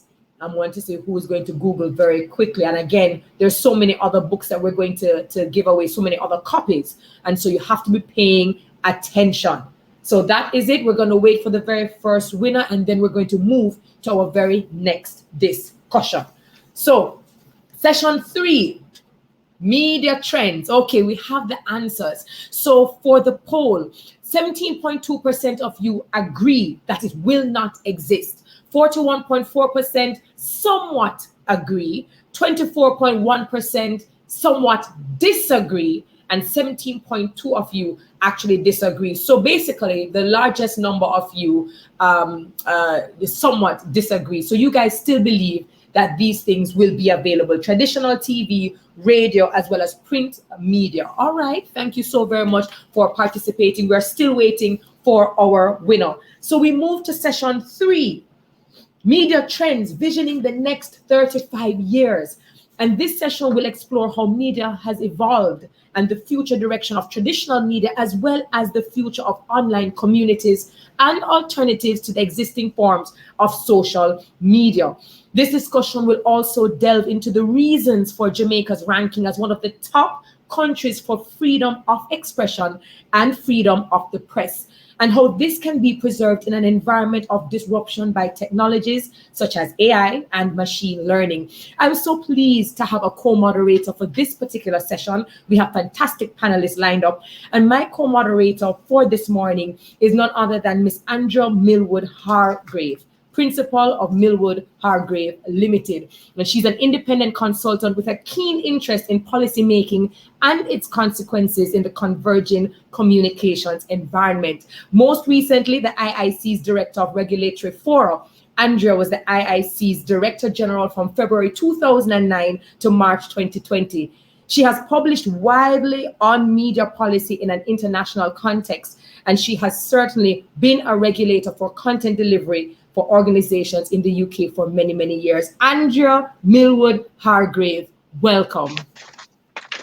Thank you very much indeed, Terry Carell. I'm a bit mind blown here, what with Dr. Nelson and then the young people making me feel very old, talking 35 years hence. Old people squad, apparently, we're old. I think if you're over 25, you're definitely old for them. So, what was interesting, of course, was Dr. Nelson demands that we think big, and she insists that Jamaica does think big. Absolutely. And you suggested, and you talked about the fact that Jamaica has a very strong tradition of freedom of expression and the crucial role of journalists and their status in the world of information. What we're here to discuss is what challenges are there and how are they being addressed and what more can be done. I'm going to lead off with the first speaker, who's Darisia Wilkinson, and then hand over to you. Darisia is a PhD candidate in human-centered computing at Google. And importantly, I think she designs and evaluates usable interfaces for people, in particularly privacy interfaces and recommender systems. And she develops them with the person at their center. And one of the speakers in the very last session spoke about the need for consultation, the need for understanding what it is that people need. Over to you, Darisia. Yes, hi everyone. Thank you so much for the introduction, Andrea. Yes, so I think this is a very important topic, and we have to acknowledge that we live in unprecedented times. When I was in primary school, for example, and I needed to learn about some international event that was happening in, let's say, Germany, I had to be resourceful. Either I stayed glued to the radio for the 6 o'clock news, or I made the trot down the road to the corner shop so I could get a hold of the local newspaper. But the way that we consume media today has taken a 360.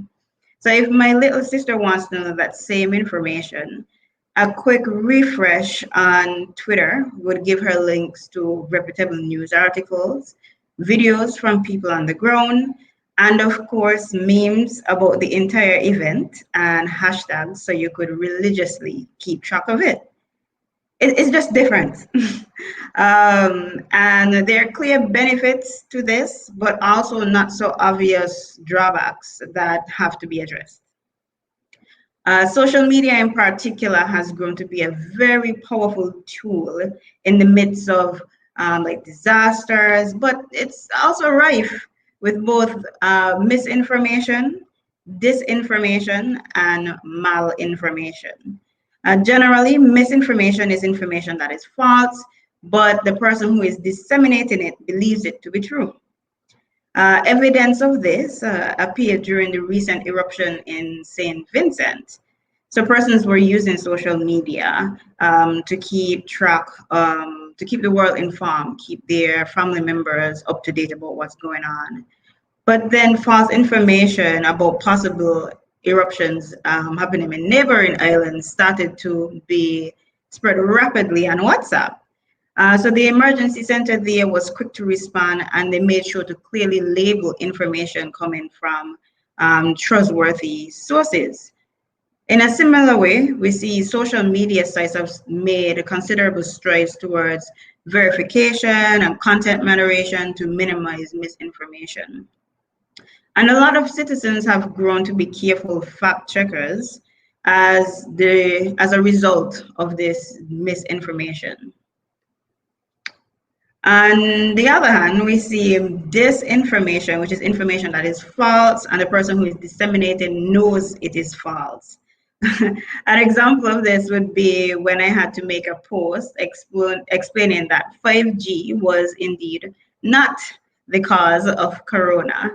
And we see like we have different persons that might be exposed to this type of information. Like, let's say if you go on your news feed, you typically click on information like this. The algorithms might assume that that is your viewpoint.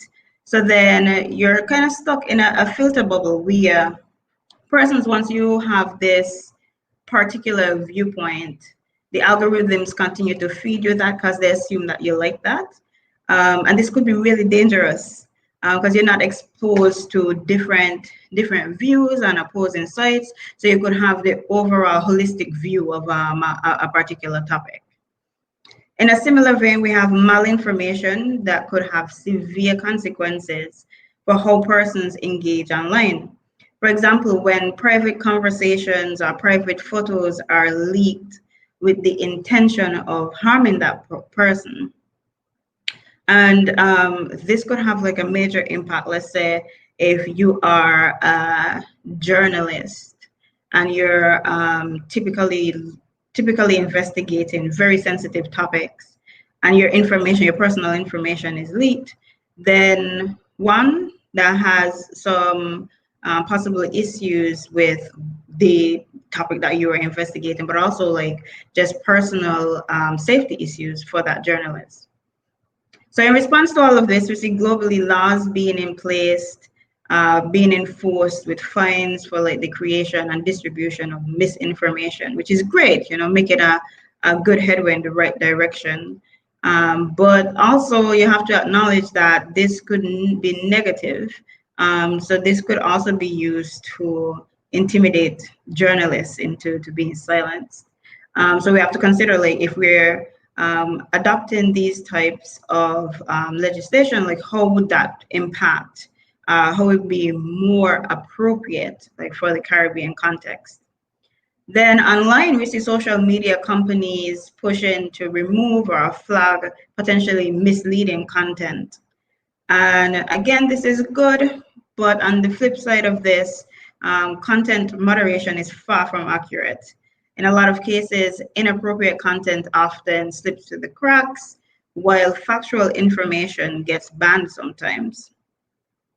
And this, of course, restricts discourse, and it could be detrimental for journalists and activists who get banned, whereas persons who are trolling, they get to push their content.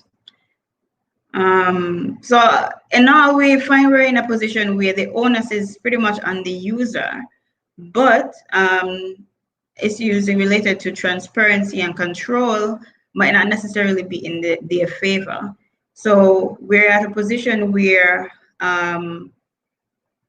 we have to make a push. We have to make a push where the average user could understand like what is being done like with their data, to understand like what recommendations are pushed to them, like how the algorithms are consuming their data, to better understand the information being pushed to them, and what level of control persons could get in just having some sense of control over their user experience online.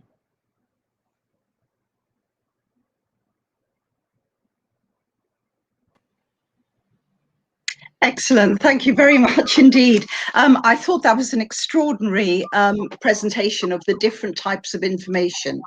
I have one question. I'm using my prerogative here.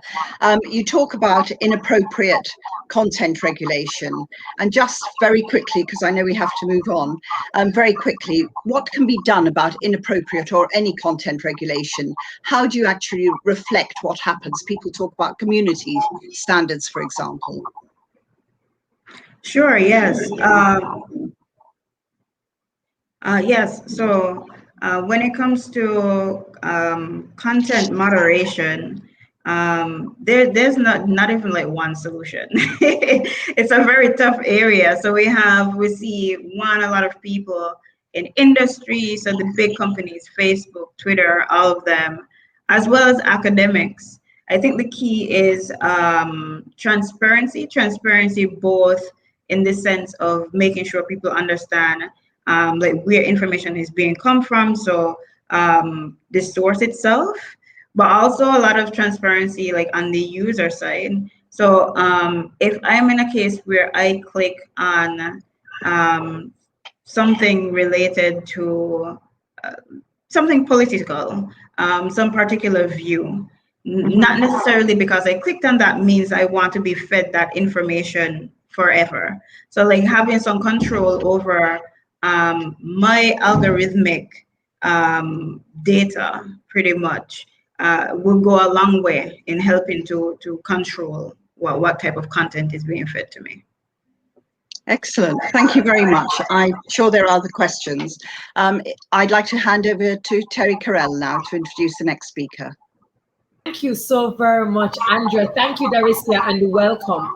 All right, so a reporter, producer, and news anchor at Television Jamaica with over 8 years.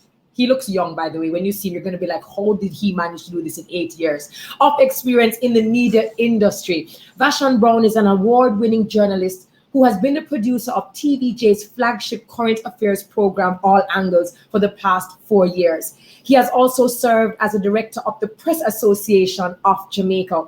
He is a graduate of the Northern Caribbean University and will be pursuing a Master of Science in Media Communication and Development at London School of Economics and Political Science. He's also a Chevening Scholar, and I'm so pleased to say that I know him personally. Vashon Brown, so proud of all of your achievements. Welcome to the virtual stage. Thank you so much, Terry, and thank you so much for that beautiful introduction. So I'll be zooming in on some of the changes that are happening in the media landscape. Now, I want to start by first looking at this quote from Dews, one of my favorite media scholars. Now, he says, journalism as it is coming to an end. The boundaries between journalism and other forms of public communication are vanishing. Now, even though he says journalism as it is coming to an end, I think he wants to draw our attention to the significant changes that are happening within the media landscape, because historically, print and later electronic media were the main vehicles for used to disseminate information to members of the public. But now we see the rise of social media. And so I want to speak about some of the changes that are taking place. Now, I believe that when we talk about changes in media, we oftentimes zoom in on the technological changes and very often not realize that some of the changes that are happening within the media landscape are also operational. So I want to talk a little bit about the newsroom and how that is really changing. So usually journalists spend full 8 hours working in offices or at their desk or somewhere in this centralized location. But more and more we see that journalists are not working in this physical space called the newsroom anymore. Now, we can say that that's perhaps because of the pandemic, but when I was a student at London School of Economics, I pursued a study looking at journalism in Jamaica. And one of the findings was that, this was pre-pandemic, was that more and more journalists were spending time away from this physical space called the newsroom. And so newsrooms as traditionally understood are disappearing. Now, some scholars have gone as far as to say that newsrooms as traditionally understood do not exist anymore, but it is helpful to no longer think of the newsroom as a physical structure where journalists gather to write and present stories. It can now be argued that there's now a new construction of what the newsroom is in this social media era. So journalists can spend very little time in this physical space and still produce their stories for broadcast. So this is not just easy for print journalists, but we also have cell phones and all those wonderful things to make this something easy for broadcast journalists as well. And then there's the issue of multi-skilling. Now, because we have online now, journalists are now being called upon to work for TV, radio, online. And for me, a key question arises here as we go into the next 35 years. Is multi-skilling something that benefits journalists and media workers, or is this something that is solely done for profit? So by that I mean, is employing one person to do the job of 3 something really that benefits that individual? Or is it not a way for companies to simply save money? So we talk about multi-skilling in the context that, you can now beef up your resume, you've worked for radio, TV, and online, but this is obviously something that I believe should be looked at from a very critical perspective as we go into the next 35 years. We also see the creation of new jobs because of the rise of digital technologies. And so more and more companies are now employing social media coordinators. They're also creating departments specifically to deal with social media. And so those are some of the changes that are happening at the newsroom level. But then the changes aren't all good. I mean, we speak now about the rise of fake news. We heard a little bit earlier on about disinformation. Now, scholars do not all agree about what fake news is, and it is a very, very contested debate. But I prefer this definition that speaks about this element of deliberate attempt to mislead people. And so more and more we see this emerging in our country.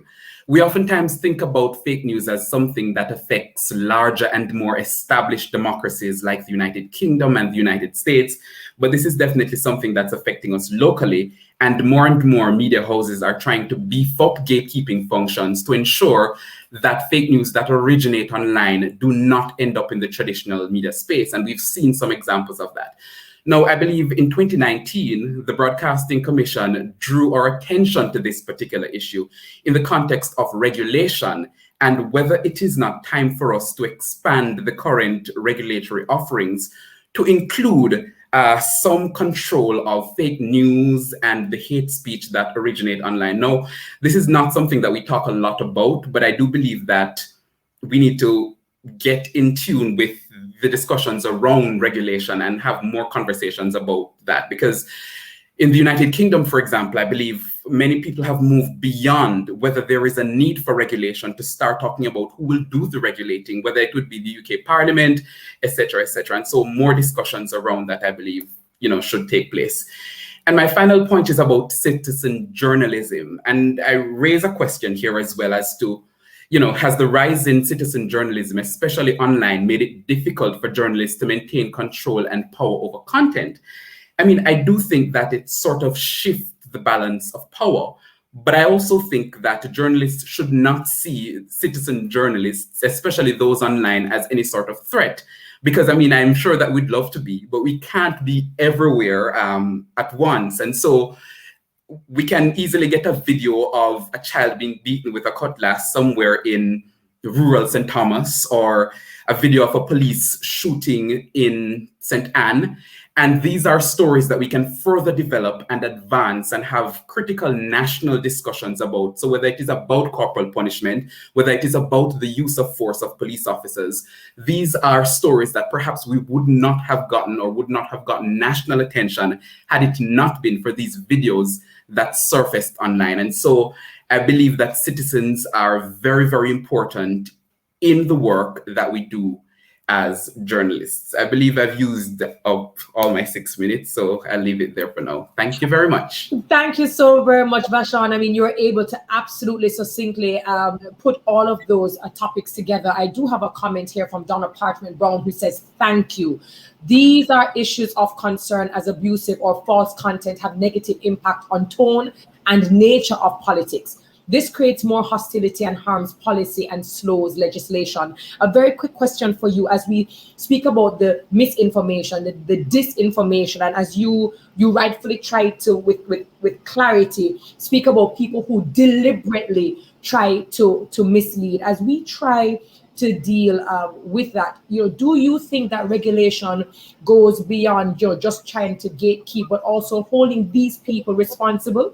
Is it even possible to regulate persons who are popping up every now and then across different accounts, sharing all kinds of content that can be absolutely harmful to societies? Do you think that's how far it should go? That's a very, very complex one, Tara, because, I mean, we can all agree that there is a need for something to be done. One of the discussions featured on whether, for example, it is a space for the specific social media sites to regulate, for example, Facebook, Twitter, do they have any sort of role in regulation?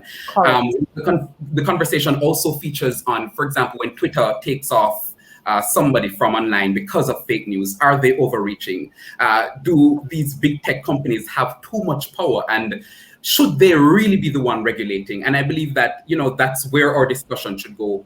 How do we do this kind of regulation? Now, as a journalist, I want to clearly point out that I do not support any sort of state regulation of these kinds of platforms because of the implication it would have on journalism, because we know that media houses operate online. And so it is important for this regulation conversation to definitely take place locally.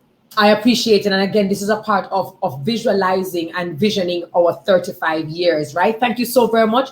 Don't go too far because we will have questions and answers later on after we hear from all of our panelists. Thank you so very much, Vashon Brown. We have just a quick comment from Marcia Forbes. Vashon, crushing a sore corn, multi-skilling, developing individual skills or for companies' profits. Continue to use the hashtag BCJ35th. Andrea, I hand it over to you. Thank you very much indeed. Fact-checking, gatekeeping, regulation. I think we'll come back to these issues time and again. But next up, we have Stacey Russell, and she will take us further. In fact, she's a law graduate and a media and communications consultant who counsels, among other areas, a cross-section of digital end users in online safety as an ambassador for the charity Get Safe Online.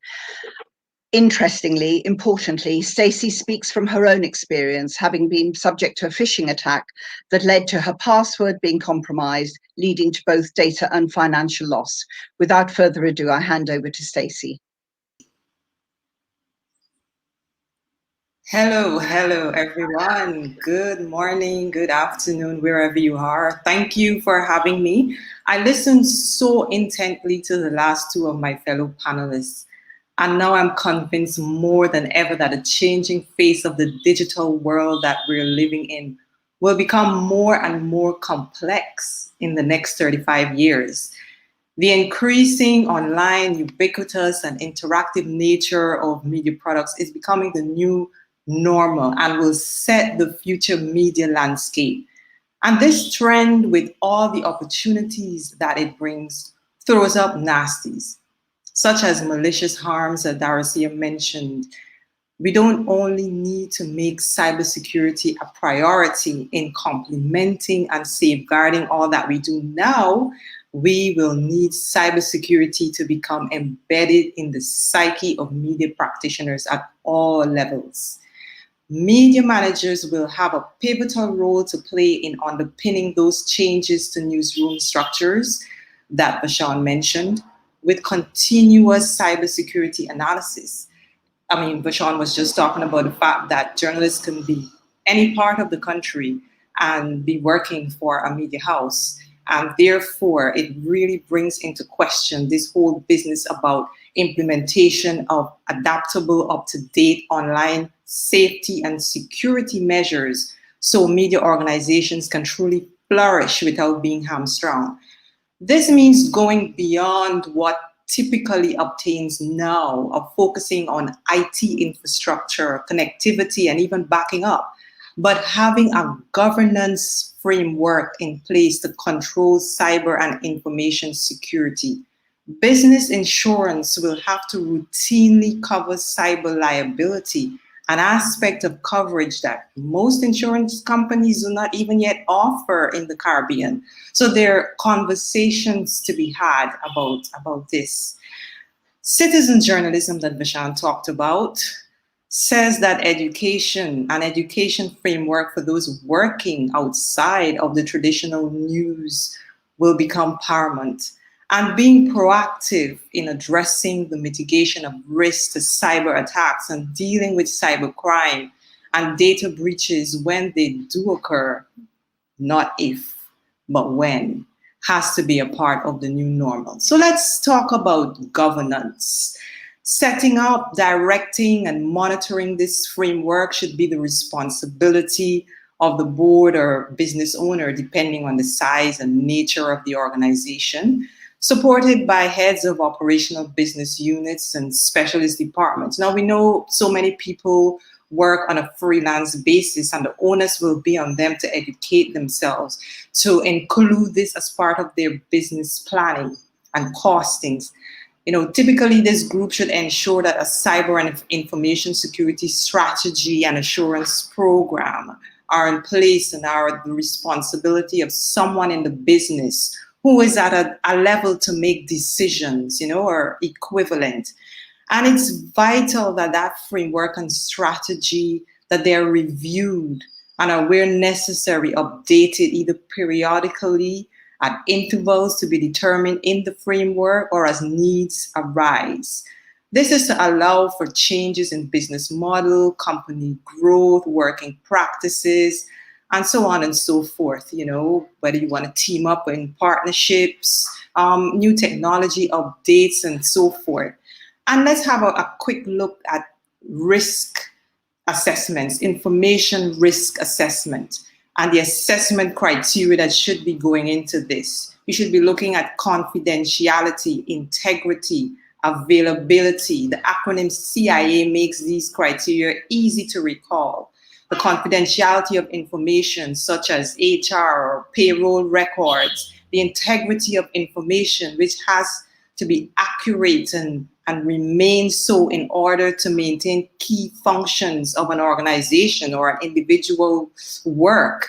The availability of information when it's required, such as employee timesheets at the end of the month or production line operating data, and all of these considerations, because they will have an impact on the business, whether it's at the individual level or a more corporate level.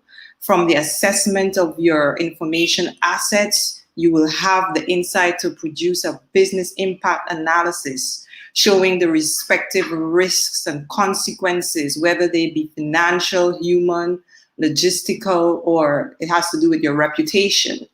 And what about business continuity and disaster recovery? Knowing how you are going to maintain business as usual in the event of data or technology problems is vital.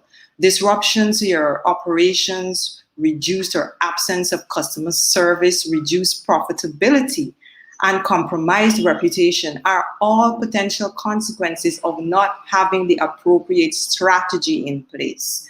So you have to be looking at issues such as the first stage of this matter, which is to identify your critical business functions, denial of access, loss of key staff, loss of key supplier, loss of key systems. What is this all going to mean? We have to think about it very actively going forward in this digital media landscape.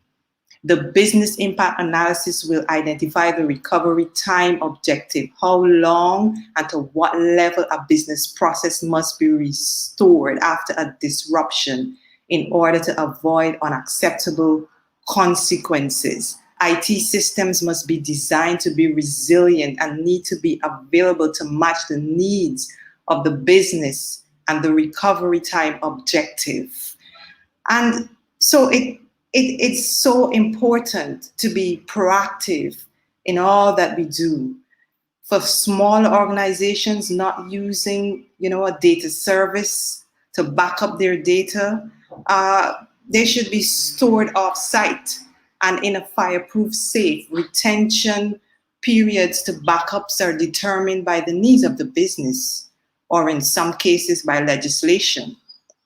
Checks need to be performed that backups have run correctly, and sample backups should be restored on a regular basis. I know it's a lot of information I'm throwing at you, but this is where we're going in the future. And cyber liability insurance will really and truly become a key part of keeping ourselves in line with maintaining our safety in operating in the online world. Back to you, Terry Carell. I think you've got Andrea. Okay.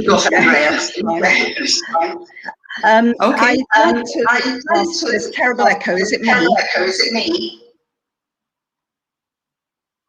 I'm not sure. Okay, that's gone. I'd actually like to talk about skills and capacity building. Yes. And also how industry, especially startups, can prepare for this. Sorry, I'm being asked to close something. Can I hand over to Terry Carell? Sorry, Terry. Not a problem. Thank you so very much. I'm getting an echo as well. I believe we're picking up. Okay, thank you so very much, Stacey. Okay, so I'm Terry Carell. Let me just say that, as you rightfully said, that's a lot of information, and I really appreciate you being able to do that. The question is, do you think that we will be able to maintain that level of cyber security to protect all users? Sorry, I didn't hear the question. You spoke about cybersecurity and responsibility. Do you think we will ever reach a point where we can actually attain cybersecurity for all users across the board? Is that actually attainable, or can we get there as possible? I think that it's going to be incremental. I think it has a lot to do with educating the population and training the professionals. So, a company will have to really and truly ingrain this into their culture in terms of training. So, for instance, if we take a journalist, for example, You're not now just going to be looking at a journalist who knows how to cover news, who knows how to reach sources and elicit the responses for breaking stories, but journalists who actually understand how to keep themselves safe, how to create passwords that are strong, how to keep their data backed up, how to ensure that they're keeping their software on their machines that they're using up to date. Those are simple things, because 85% of the breaches that take place is due to human error, something that someone has done that they should not have done, or something that they did not do. So I think the more and more training that we have as professionals, and the more and more education that we use our platforms for as professionals, we will get there. I don't think it will be 100% foolproof. And that's the reason why we still have to prepare for and plan for adverse eventualities. Thank you so very much. Andrea, I don't know if we can bring you back. I know that you had a specific question. So I believe, okay, there you go. Thank you very much. Stacey, I was going to ask you, how can the industry, especially small startups, actually build things by design? There's a lot of talk about, you talked about building cybersecurity by design. There's a lot of discussion in the UK about children and protective measures for children by design, ethics for AI by design. How can small organizations actually build those sorts of facilities? And would you actually think there's a role for government there? Well, in this regard, I think there's a need for a pooling of resources among small businesses. For example, in production, a small person might not be able to have their own production company to produce a particular product, but they can go to one production house and have things done. And I think similarly, this idea can be extrapolated to the design where small businesses are concerned. And you talked about government. Government usually cater to small businesses in terms of financing them through industry associations, for example. And I think that the discussion will definitely need to go there in terms of what they need and budgets that will need to cater for them as small people and being able to benefit from pooled resources. So it's definitely doable, but you have to think about the best methodology in getting it done. Thank you. I'm sure we'll come back to that one as well. Thank you. I'm handing over now to Terry Carell to introduce our final speaker in this part of the session. Thank you. Thank you so very much, Andrea. And may I just say, Stacey, your hair, your crown of glory is just absolutely stunning. So we have our last, but certainly not least, a panelist. If someone had told me a year ago that I myself would have started a podcast, I would have said, stop your nonsense. But we heard the children in the session before speaking about podcasts that they listen to. So our very final panelist is speaking about the pivot to audio, podcasts, audiobooks, and the future of radio. Sarah Lomax Reese is president and CEO of Word Radio LLC, Pennsylvania's only African-American owned talk radio station. She's credited with transforming Word Radio into a multimedia brand that provides cutting-edge original programming on air, online, and through community events. Last fall, Ms. Lomax Reese spearheaded the launch of a new environmental justice journalism project called EcoWord as part of the Civil Digital Platform. She comes with a lot of experience as we speak about media and communication, and we can't wait to hear her contribution. Sarah Lomax Reese, welcome to the virtual stage. Thank you. Thank you, Terry. I appreciate the invitation, the opportunity to speak at this wonderful conference. My family has had a house in Jamaica since 1983, so I'm very connected to Jamaica. And again, I find this to be an incredible honor to be a participant in this conversation. As you mentioned, I am the owner and president and CEO of WURD Radio, which is one of only 3 African-American owned talk radio stations in the nation. And a lot of people I know that this is very much about digital and trust and new media, but a lot of people have kind of written radio off, traditional terrestrial radio off. And part of my message today is that in this very diversified world that we're living in, we have to be multimedia. And that also means legacy media. We cannot completely divorce ourselves from what you might call old technology, because if we want to be viable in the future, we have to also cultivate our audiences and serve our audiences in the now. And so there's still a very large degree of people, and I'm speaking primarily about America because that's where I am, who are very invested and still listen to radio. It might be through an app, it might be through a website, but terrestrial radio, which is what WURD has started out as, is still very viable, particularly for an older demographic. And so we know that there's oftentimes a fixation on younger audiences, and we must cultivate younger audiences in order to be viable into the future. But we also need to super serve our core and existing audiences as well. And so the way that we have done that at WURD is really to be, as Vashan was talking about, very multi-platform and very multimedia.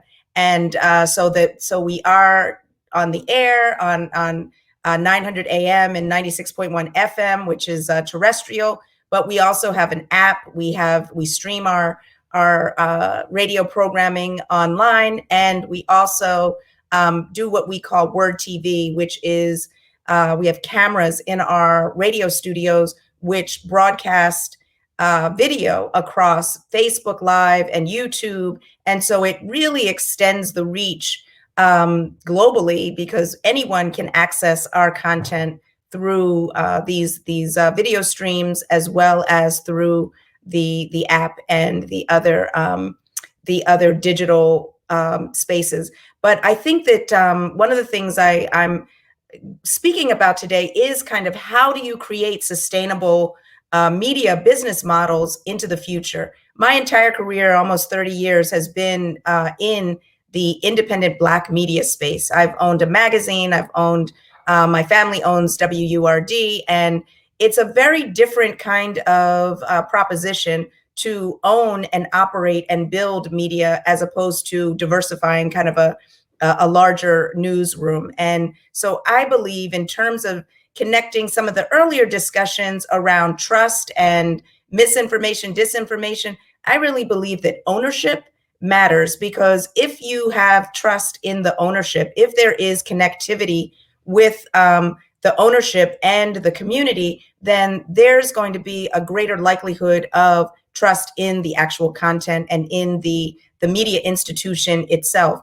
And I believe that these conversations are so important right now, because media has gotten much more diversified and much more complex. But the core mission and the core need for effective and competent media coverage has never been more important. Anyone who followed American politics over the last 4 years knows that the media was really the backstop, was the thing that stood between like an authoritarian, dictatorial, presidential leadership and access to truth and the ability to mete out the difference between truth and lies.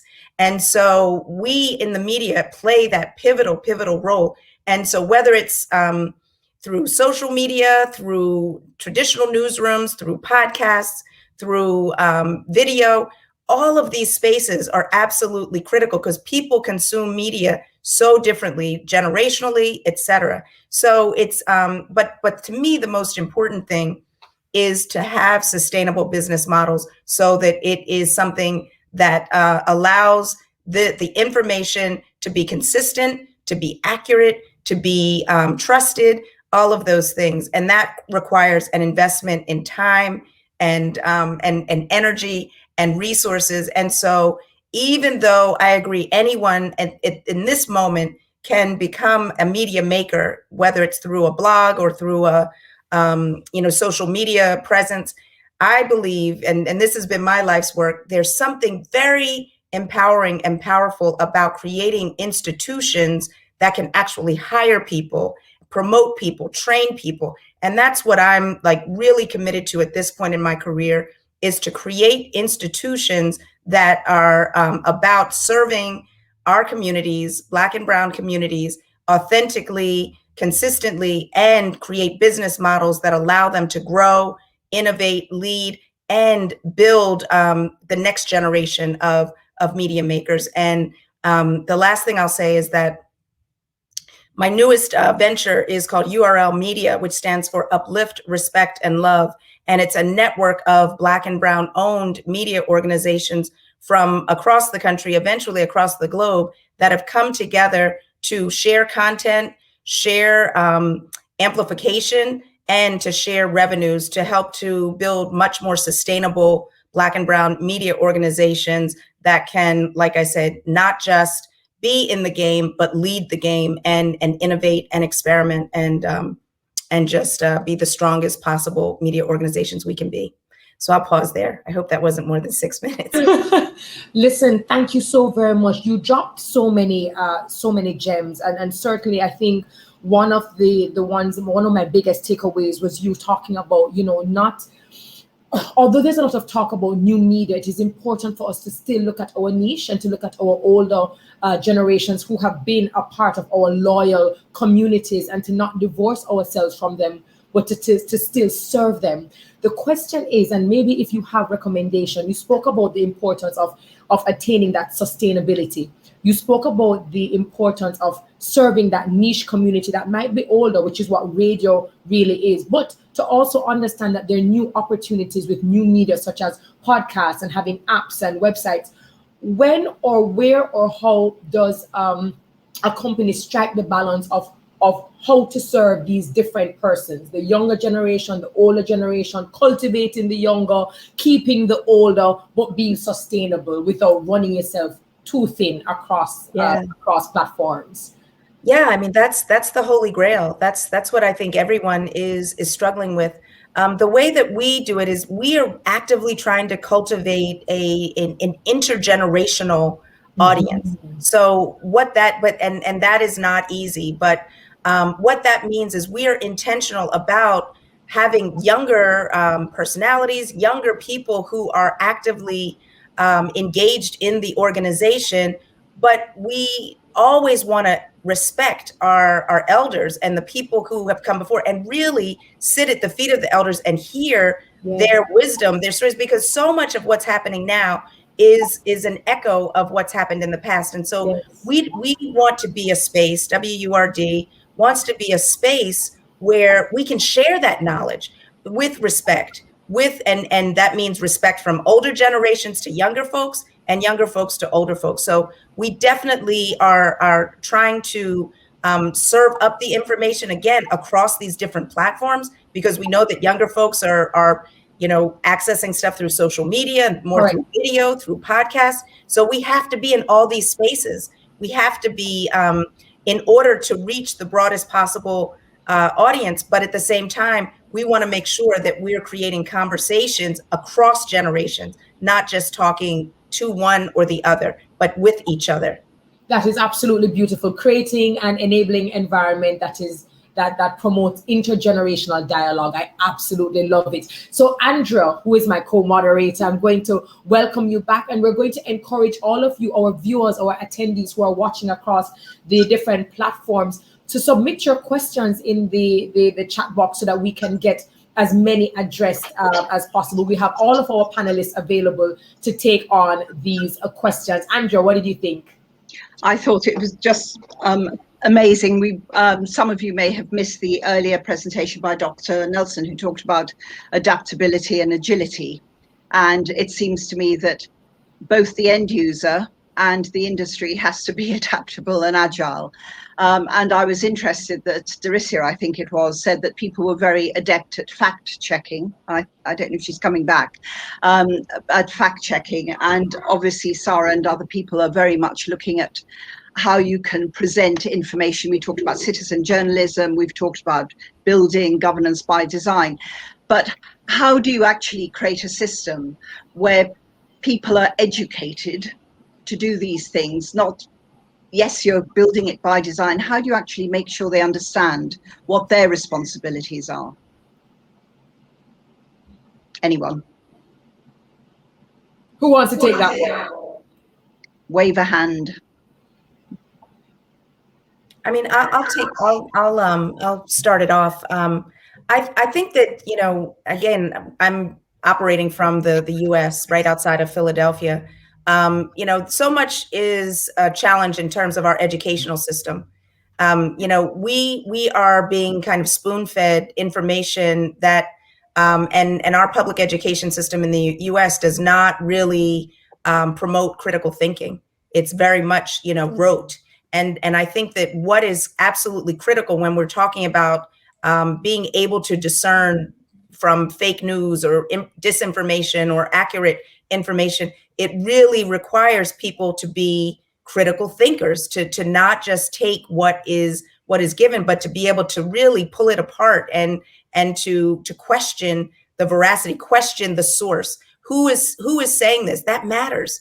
You know, what is the context for this information? That matters. Who, you know, what is the agenda? Who is funding? Like, follow the money. That's like the foundational basis of journalism. Follow the money. Who's paying for this information? Who are the advertisers that might be influencing this information? So I think that in order for us to have a more critically, you know, consumer audience in terms of media, we've got to be smarter. We've got to, and the last thing I'll say is, I think we have to consume information that we don't necessarily agree with. You know, a lot of times right now, the media is so siloed, you can just, you know, binge on stuff that's reinforcing your own worldview. We've got to step out of our like echo chambers and hear what other people are saying and thinking, and then let that too be a part of that that kind of critical analysis of what's out there. Agreed. Sonia Gill says, Vashon's advocacy against state regulation of media is understandable, but will profit motives override corporate social responsibility and lead to chaos if there's no national regulatory framework? So Vashon, you know, earlier we spoke about, you know, that state regulation. We don't necessarily want to trample on people's freedom of expression, you know, but is it necessary? So I think, well, so I'm agreed that there is a need for some sort of regulation, right? And I think Sonia did point that out in her question. Mm-hmm. I'm not against some sort of framework, but I'm also against any sort of, so the concern for me is who will do the kind of enforcement, what kind of body, what will that look like? And the implications for media workers and the journalists and the work that they do must always be considered. And that's an important consideration in how that kind of regulatory framework will look. Okay. And Sonia, I hope you certainly got your answers. I know, and you know, he does say it's necessary, but again, it does come down to what does that look like and what will the implications be? Thank you so very much, Vashon. Andrea. Good tell. I think both Vashon and Sarah have referred to what I call politics and independence. And I think one of the things we've not talked about, you might be talking about a state regulation, but is state regulation the same as independent regulator? And I think they are very different things. And Vashon, you did mention politics in your presentation as well. And I think the importance of independent regulators, particularly in the information world, is very important. And it will be interesting to see at the end of this, you know, where the BCJ and other regulators like that come out and how do they hold on to their independence, particularly when you have so many different pressures around you from social media, misinformation, disinformation, malinformation, etc., etc. So if anyone has any views on how to maintain, assuming you all agree with me, independence of the regulator, it would be interesting to hear. Stacey, perhaps you have a view with your building in barriers, measures. I think that it's very difficult to exclude politics from any arena of life. But how we try to get some kind of balance is to have various stakeholders with various voices involved in decision making. So even with appointing a so-called independent regulator, these people should be appointed by with consultation amongst various stakeholders. There are going to be people with varying political persuasions, various views in terms of how they do business in the private sector. And there are going to be people who might just go straight down the line of being legal. So it's about getting the various points of views of various stakeholders involved in the decision-making process to even begin to appoint people who will be responsible for the regulation, and then holding them to a certain measure of conduct is going to be really important. But I must say that in my belief, you can never really divorce politics from any arena of life. Okay. No, absolutely. I want to bring in Darisia for this. While I was listening to her speak earlier, she spoke about, awareness and responsibility. I'm not sure if you saw the session with Susan Symes as she was speaking to the various children at different age groups. And they were speaking about privacy policy, and they were very aware of how to keep safe and things that they shouldn't do. As we are trying to prevent or mitigate our citizens from sharing information that is not necessarily real, or fact checking, or trying to confirm, what are some other ways that we can help to educate and increase the awareness amongst our citizens? The youngsters seem to be doing a good job, but it seems to dissipate as we get older. Do you have any ideas where that is concerned? Yes, this is a very interesting point. Currently, actually, in the midst of kind of investigating how this would work for the Caribbean in general. So we see, as you would have mentioned, like younger persons, they're typically a bit more technically savvy, not to say like the older persons are not trying to get involved in technology. But I think for the most part, educational campaigns could really go a long way. One, letting persons know just from the local level, like what should be done when they go online looking for content, what it means to be get information from a reputable source, and also like how could impact them, because there have been instances where persons are going online, they're looking for information, and they end up clicking on something that could be like a scam, something that could harm them. So then you see the effects of that could ripple. So then it is very much important for persons to be aware. So not necessarily just from the interface level, but also in general, just having general information about like what to look out for.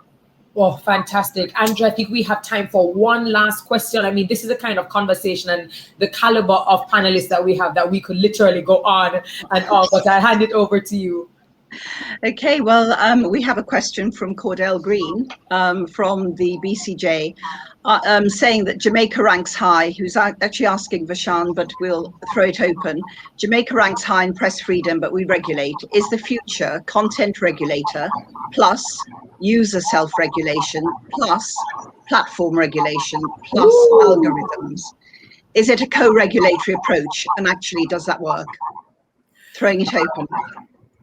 So first of all, I want to talk about the first point. Of course, this issue of regulation in discussion in relation to journalistic practice is not new, right? So over the years, we've been having conversation about whether, for instance, we need a press complaints council or a media complaints council, that specific body set up to regulate the work of journalists, right?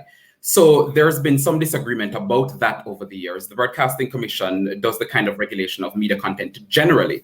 So the second part of what he raises about the future content regulator, whether it is self-regulator or platform regulator or algorithms or co-regulatory approach, I would say that that is the key problematic, just exactly how you do that kind of regulation.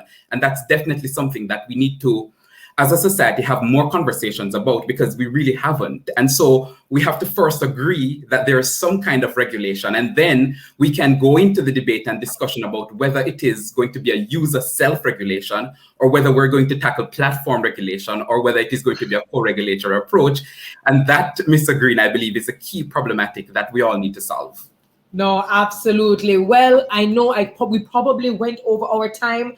Miss Andrea Millwood Hargrave, my co-moderator, principal of Millwood Hargrave Limited. Thank you so very much for co-moderating with me. Miss Stacey Russell, thank you very much. Miss Sarah Lomax Reese, Miss Daricia Wilkinson, and Mr. Vashon Brown, thank you for sharing your talents and your expertise, on a session that is just so much. It's so much to unpack, but certainly what you've been able to do is give us some insights and some more things to think about as we do a deep dive, speaking about media and communication and the future of this industry going forward. I found it was absolutely fantastic. I hope that you are sharing the information using the hashtag BCJ35th.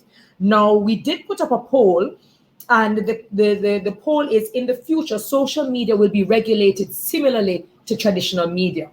In the future, social media will be regulated similarly to traditional media. Well, do you disagree, somewhat agree, have no opinion, somewhat agree, or do you absolutely flat out agree? We would love to hear from you. So it takes just a second to look at the poll for those of you sitting down in the Hopin platform, and I will definitely give you the results later on. Congratulations to our winners. We had some winners earlier on. I had my list here. George Scott on YouTube, Nadine Blair from Hopin, VUCA, volatile, uncertain, complex, and ambiguous. The second question is, what does the BCJ as well as IIC acronyms stand for? That's an easy one. You'll be able to win a copy of the advanced ebook that was written by Dr. Claire Nelson. Again, BCJ and IIC, what do those acronyms mean? Let us know.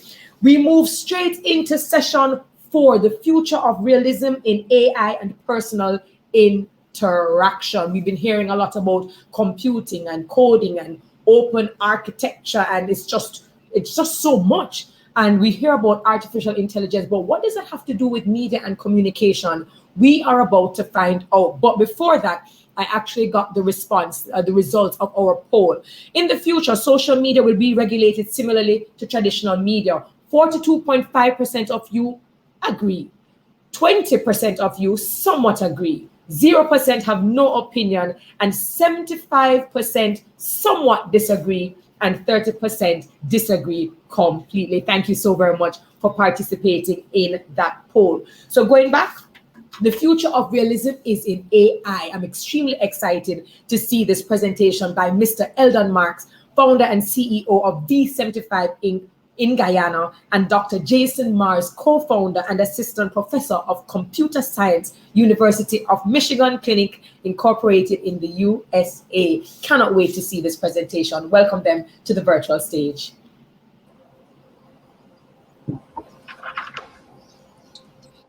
All right, thank you, Terry, and happy 35th to the BCJ.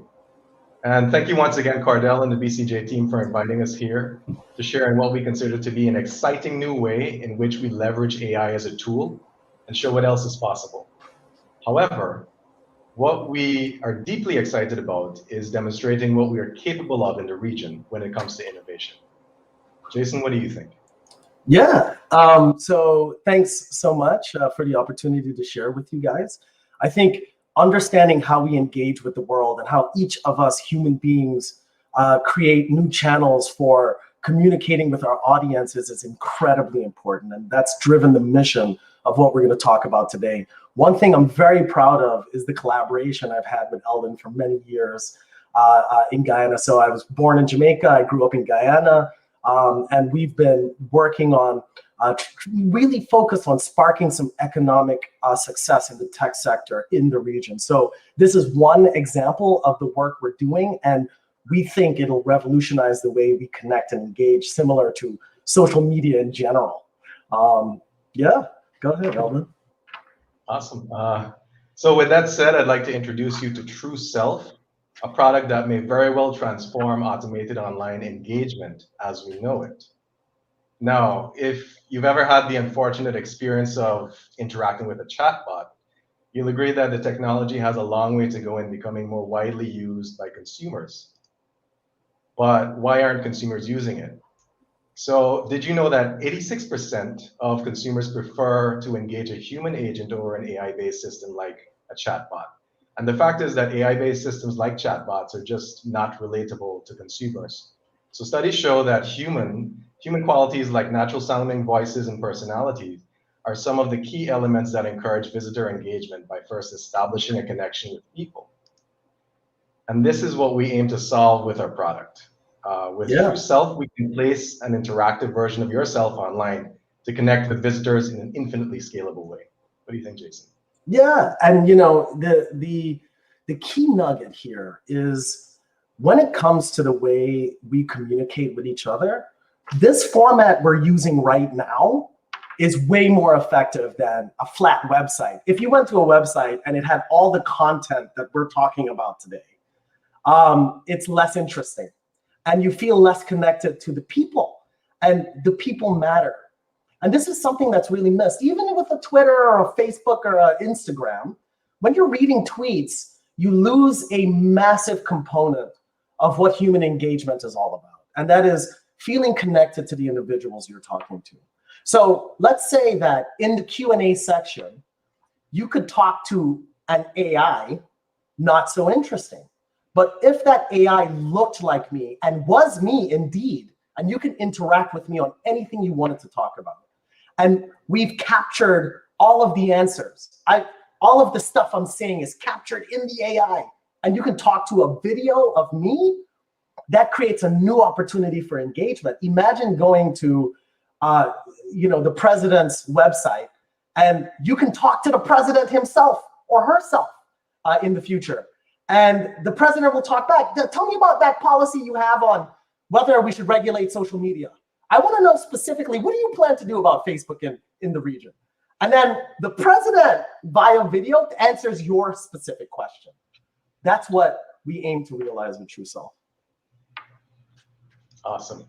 And we've made it so that anyone can easily create and manage their online self. No technical knowledge required, and that's quite an achievement. So our approach actually puts the human into automated intelligent interactions, opening up a whole new realm of possibilities for online engagement as we know it. So to be specific, True Self could, just get a slide here. True Self could deliver next level customer engagement to drive sales and brand marketing. It can power online customer service to increase customer satisfaction while cutting costs.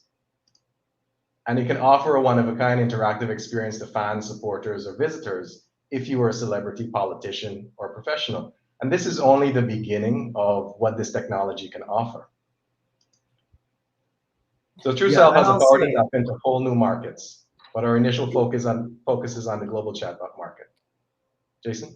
Right, and this gives you a capability to take yourself and make yourself available all the time, 24/7, right? So people are very interested to learn more from a journalist. And they may want to ask questions about a particular event that's happening in the region. Well, the amount of labor it would take for that person to answer all the people on the planet, it's impossible, right?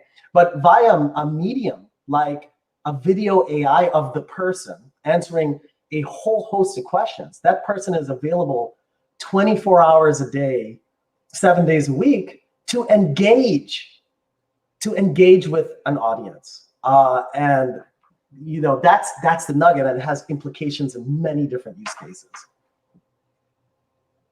Awesome. And what we're doing initially is just targeting that AI chatbot market initially, which is set to grow from 3 billion to 10.5 billion US by 2026 as more investments are made in customer service activities that reduce costs and increase engagement. So what I'd like to show you right now is a video. It's just a quick demo video of me talking to myself, SELPH, that is. Something really cool. That is an AI-powered version of me, and it's running on a prototype that we're working on called True Self. Now, this is going to sound strange, but I'm about to talk to myself, and it's going to tell you a bit more about what true self is. I'm going to click on the microphone every single time I need to say something to it, so you're going to hear me clicking. So tell me about true self. So true self is an idea that's been floating around my head for years, but only recently Jason and I got together to make this possible. How does it work? It works by allowing you to create these imprints, which are responses to certain things that you can talk about. What can I do with true self? With true self, you can create an AI-powered version of yourself, much like what you're interacting with right now. So there are a few responses that are programmed into this right now. It's very limited at the moment, but you can add more responses as time goes by so we can, deepen the conversation a bit. If I tell it something that it just is not prepared to understand, it'll give me a confused look. So take a look at this. Make me a sandwich. Yeah, he doesn't know what I'm talking about because of the program. Now, everything is managed through a dashboard, and the True Self dashboard looks something like this, where every single one of these items here is an imprint, as we're calling it. It's a response that you can program into the system. And you get to test yourself out in the dashboard itself while you're building yourself. So every single imprint that's in there is a new possible way in which your AI-powered self can respond to people.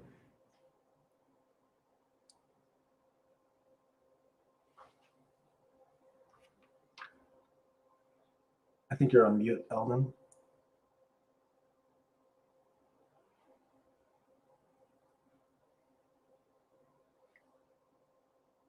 Hello?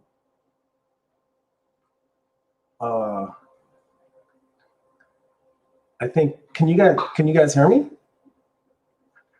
Okay, I'm gonna talk about this piece. So what makes this possible, and what's one of the most important things to realize, is the hardest part of creating any of these conversational AIs is training it to be smart to understand what people are saying. So, if someone, once you give it responses, once you give it information and knowledge, it's incredibly laborious to train it. So one of the key innovations that we've done with True Self is we've made that zero work. All you have to do is record yourself, and then automatically you get a conversational AI that understands arbitrary things people say. So they can ask things in different ways, speak in messy human language, and it understands. So you simply, literally, it takes 5 minutes to create a self with 5 minutes worth of answers to questions. And you click a button, and then you have your AI. So it's trivial for everyone and anyone to create an AI-powered version of themselves. And it's based on 3 technologies. I'm not going to get too nerdy, but I'll just leave it to say that so there's embeddings, there's transfer learning, and there's something called zero-shot learning.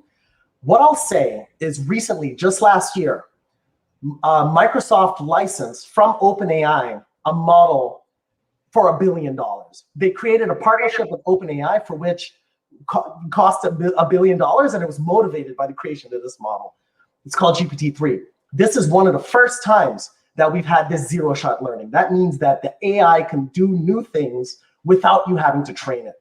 And so that philosophy to AI is what we use for our models. And so we've engineered some novel approaches so that all you have to do is record yourself, and then you have a super smart AI that knows how to answer people's questions. Next slide. And this is actually specifically like what it looks like. We have one master model that was trained on the world. More specifically, lots of data, lots of written human language data, and it understands the deep plausibility of what's a good answer to a question. Actually, your brains do this too. If I ask you a question that's outside of what you know, but you got to read 3 answers, you can pick out of the 3 answers the best answer to that question, even if you don't know about the domain. So that's what we train our master model to understand. And so it can produce a self for you with video automatically. So it's a very, very special thing. We actually have a patent on this capability. So it's protected. And it's really the crux of the company. This is going to become available to everyone this year. So it'll just be a website. You can create selves and post it on your website, very soon. So we're incredibly proud and excited to bring this to the world.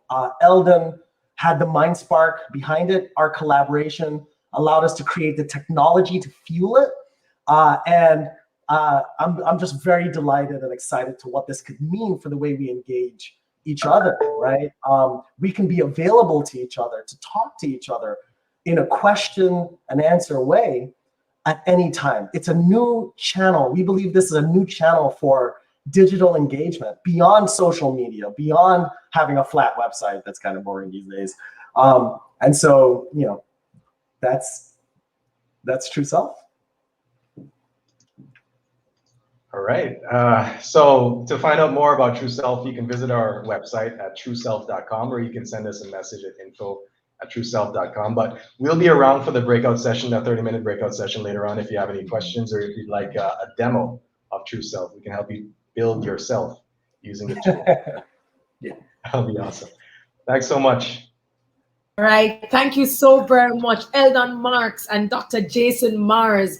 I love nerds. And I say that very respectfully. Like, nerds make the world so much easier, more efficient.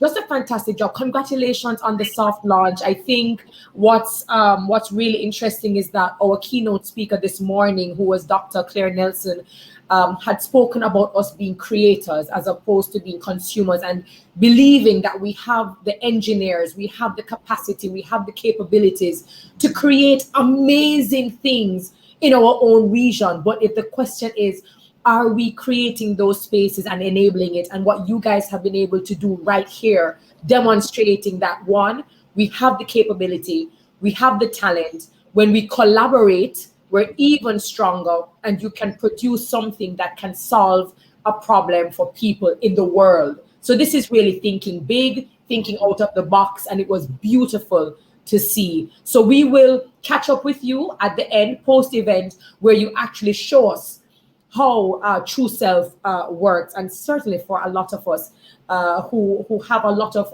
people to see, persons coming to our website, we can't always physically be in the space to deal with our customers. So to have that personalized product there speaking on your behalf definitely gives them a sense of trust and building community, which is something that Sarah Lomax-Rees spoke about. So that was a fantastic presentation. We have a poll for you. In the next 35 years, all private data will be a recognized public good. Very interesting. In the next 35 years, all private data will be a recognized public good. Do you disagree, somewhat disagree, you have no opinion, somewhat agree, or agree? That was fantastic. I have a question for your giveaway, and it is something that was said by those gentlemen in the True Self presentation. They said, blank % of consumers prefer to engage a human agent over an AI-based agent. Blank % of consumers prefer to engage a human rather than a chatbot. If you can tell me the percentage, and of course, 2 lucky winners will win for themselves an advanced copy of the ebook of Dr. Nelson, one from Hopping and the other from social media. So the question, blank % of consumers prefer to engage a human agent over an AI-based agent. Now, I would like to just acknowledge a comment that was made by Patrick Lafayette. Sincerely, we do apologize. He is a blind participant, and it gives us a lot to think about. He says, the platform is not fully accessible to me as a blind person. He says, I cannot access the space to ask a question or give a comment. It will not allow me to really do so. So he's very concerned about the place of the disabled community within the future space. What provisions will there be for us to have avenues of dissemination? Will we have proper access for input of our ideas and information? And Patrick, we're going to be working on the accessibility. Certainly, we have the deaf community covered, but certainly it gives us more room and more depth to think about other members of the disabled communities. And we do apologize for the limitations and how your experience might have been impacted today, but you've certainly given us a lot to think about in terms of inclusion and having the blind society or blind citizens being able to not only access information, but also to offer their perspectives. So we note your comment, and we will certainly work on it for the very next forum. Thank you so very much for that. So I'm looking for my results. I'm waiting for the results of my poll. Nadine Blair says, wonder where this would be available, even on phones. Can you imagine your own AI deciding to do something that you don't want to do? Oh, well, movies coming to life. Interesting, though. She's speaking about true self. So I'm going to be waiting on my winners, and I will also wait on my results. So we now move into a very interesting part of this, because we speak about media and communication, we speak about journalism and broadcasting, but certainly it involves so much more. Okay, I have some results here. So 27.6% of you agree. And just to remind you what the poll was, in the next 35 years, all private data will be recognized as public good. 27.6% of you agree. 34.5% of you somewhat agree. 6.9% says, you know what, I don't know, I have no opinion. 10.3% somewhat disagree, and 20.7% of you disagree. Thank you for always participating in our polls.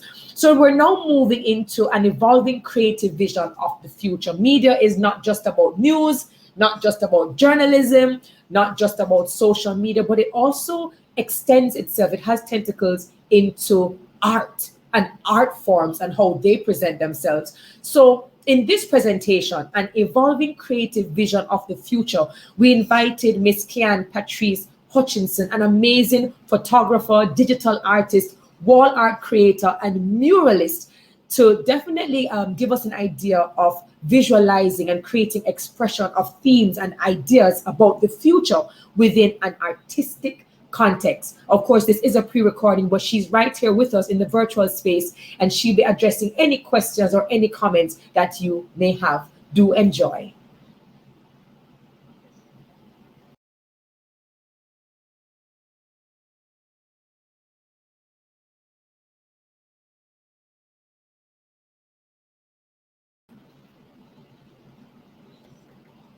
All right, we're waiting for the audio there. I know Kian personally, and I know that she would have created something absolutely beautiful. And she, as well as the gentleman, Eldon Marks and Dr. Jason Mars, they will also have individual sessions taking place post-event. So we want to just remind you that that will be taking place afterwards. So I'm going to throw it over again to the presentation, An Evolving Creative Vision of the Future.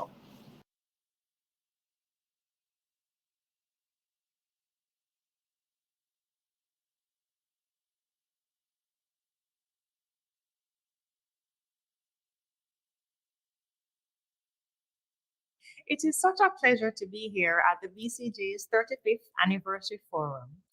My name is Kian Patrice Hutchinson, and I am a digital artist, muralist, and wall art creator.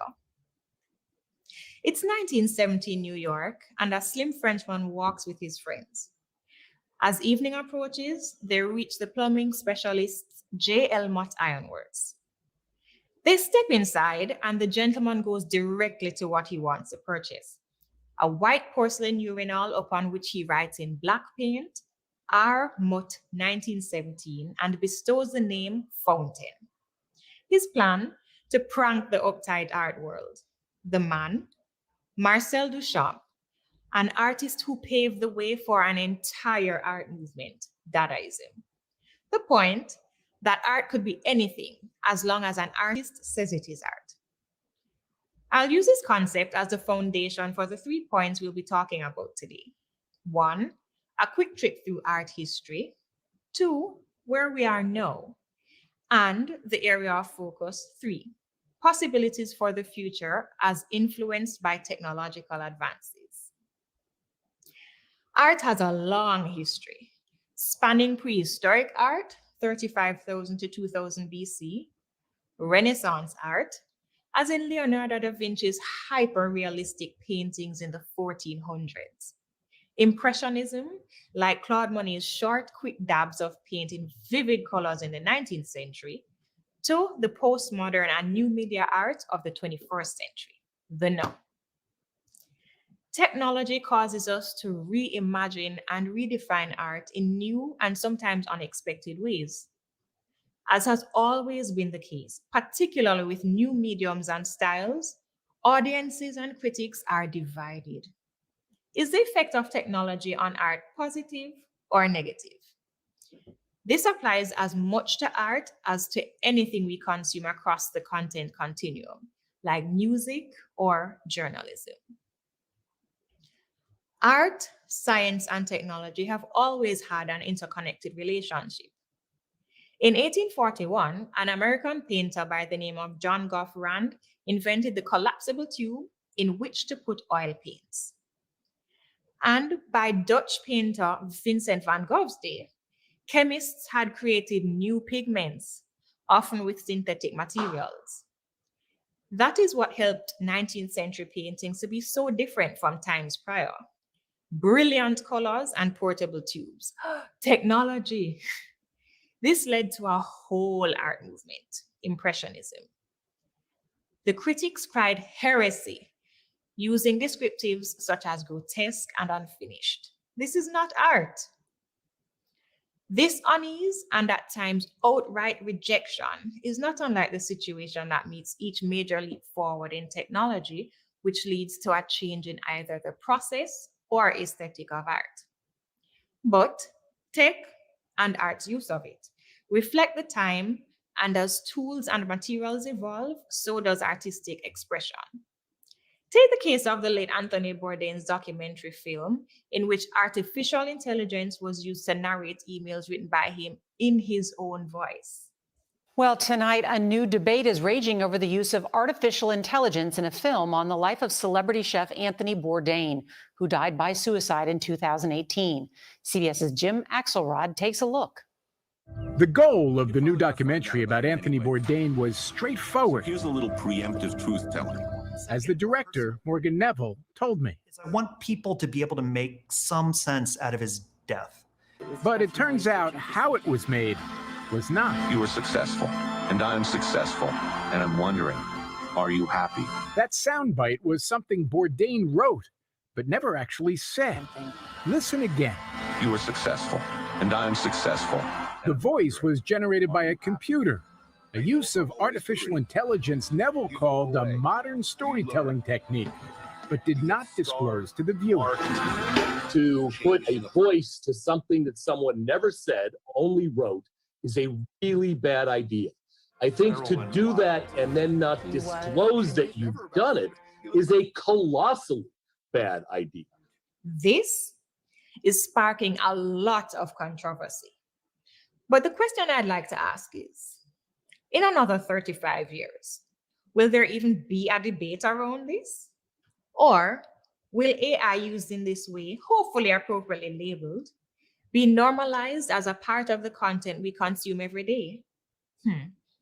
Anyway, let's return to art. Where are we now? Examples of technology in art are part of our daily lives, as evidenced by the filters we see on practically every social media platform. Interesting uses are more accessible than some would think. Take as an example, the photo editing software Adobe Photoshop. They released their neural filters, which use AI to make several processes easier. One such filter is called Colorize, where in just a few seconds, a black and white image can be converted to realistic color. All right, so watch how well the new Colorize works. We're going to go and choose the Colorize under beta. And give this a few seconds and boom, look at that. That is amazing. My mind is blown. Google's Arts and Culture app is another interesting and accessible use of AI. It has a feature called Art Selfie. What that does is it matches your selfie with a lookalike from a museum's collection. Cool. Current trends at the intersection of art and tech include extended reality, nature, and interactive art. Extended reality covers things like augmented and virtual realities. Nature focuses on climate change as well as renewable materials. And interactive art is essentially art that requires participation from spectators.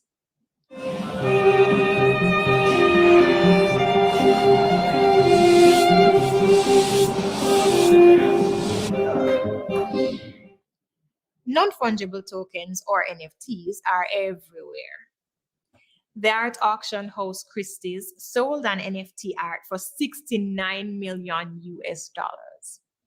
And of course, AI is at the core of many of the things today as well as tomorrow. Where we are lays the foundation for where we are headed.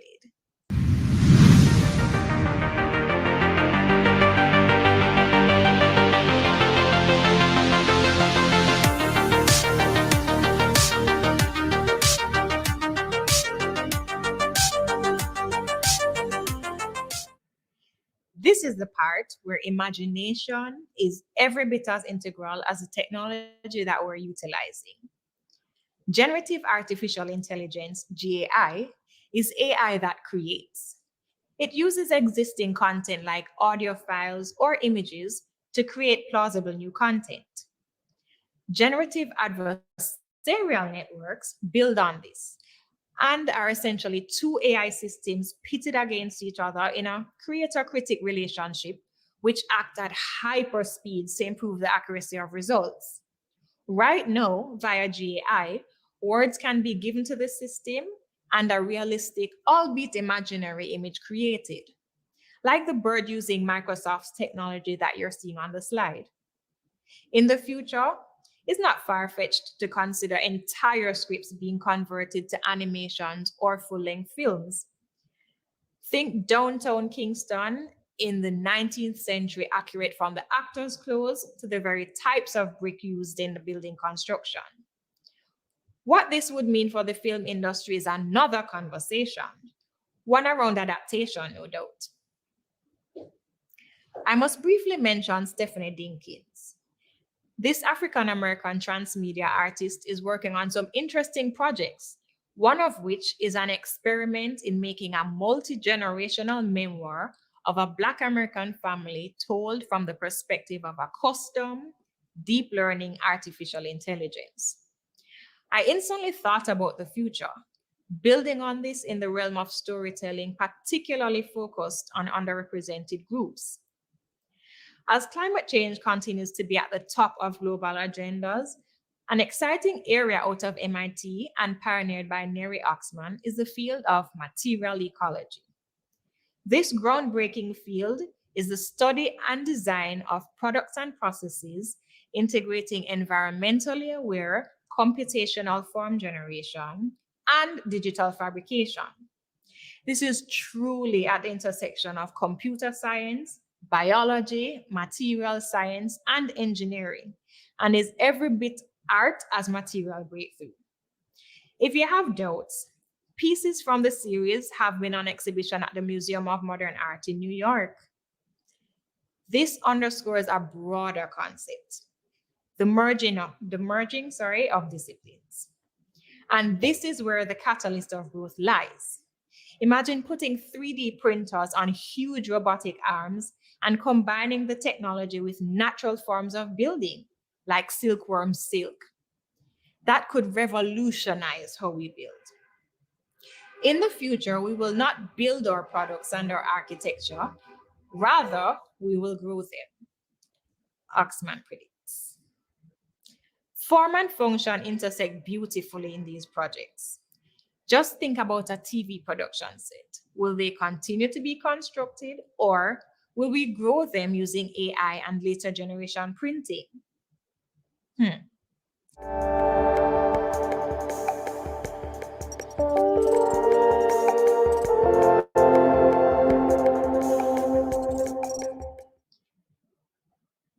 It is night and you get home after a long day of work. As you enter your living room, the artwork on your walls change to soothing tones and patterns, and the bright ceiling lights dim to a relaxing level. The light and art sense your mental state from your brain-computer interface chip. A brain-computer interface, BCI for short, is essentially a collaboration between a device and a brain that enables signals from the brain to direct an external activity. It can be implantable or wearable, with examples already in existence. BCIs are, in their rudimentary form, being employed in accessibility applications for the physically disabled. Things like using robotic arms for simple tasks and making keyboard inputs from sheer brain power. 35 years from now, BCIs could unlock an entire segment of our population's creative expression. A quadriplegic could have paintings exhibited in contemporary art museums, and an individual with locked-in syndrome could freely share their thoughts or even create audiovisual content for any platform.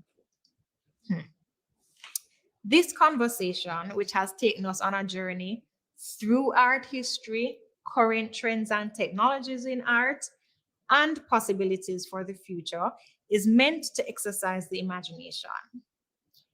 In this sessions area, I'd love to hear what your ideas of the future are, particularly at the intersection of technology, art, and media. Also, we'll get to have a conversation about my art, some of the technologies I employ, and you will get to experience some of my images come to life through augmented reality. See you over there.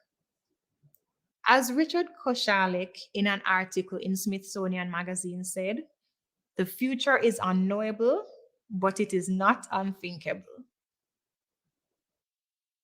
Oh my goodness. The future, wow. I don't even know. Could you please, in maybe a word, tell us what that particular session by Miss Kian Patrice Hutchinson was like for you? I found it to be so rich and vibrant and informative, and it was history and it was art. And she did such a fantastic job. Camille Sinclair says, "I love everything about this presentation." Marcia Forbes says, "Extremely interesting presentation by Kian Hutchinson. Read trends at the intersection of art and reality. What a feast today's webinar has served up so far. Yummy." Cordell Green, Executive Director, says, "Kian is helping us to begin to think about how we can innovate inclusion." Thank you so very much. She spoke about art, science, technology, media, and how they always have this relationship, right? There's a marrying of all of them. And the use of augmented reality as well as virtual reality with art can open up so much more.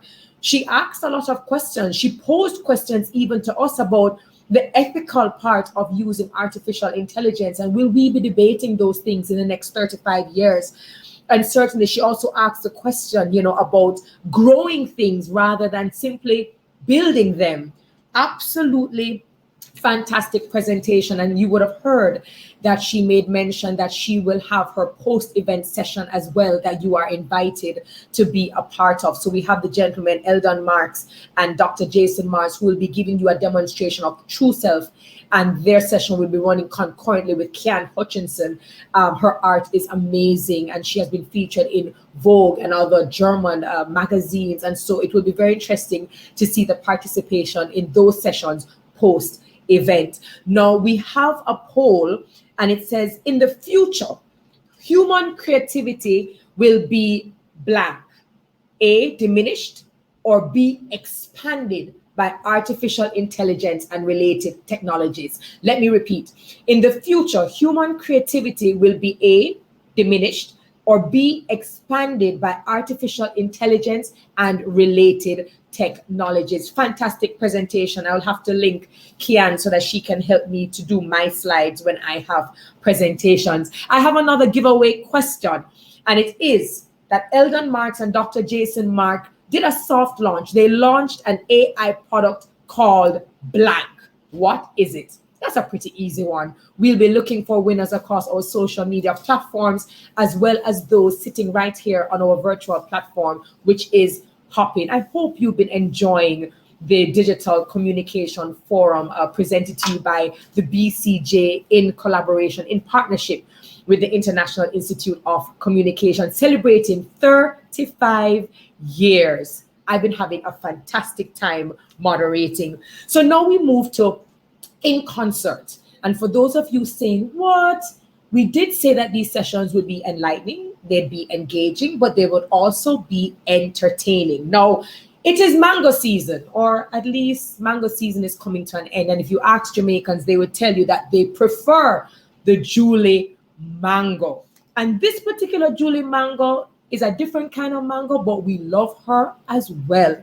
We welcome Miss Juliet Bodley, Julie Mango, actress, comedian, TikTok sensation, who will be doing a presentation that I would like to call some part of edutainment. Do enjoy.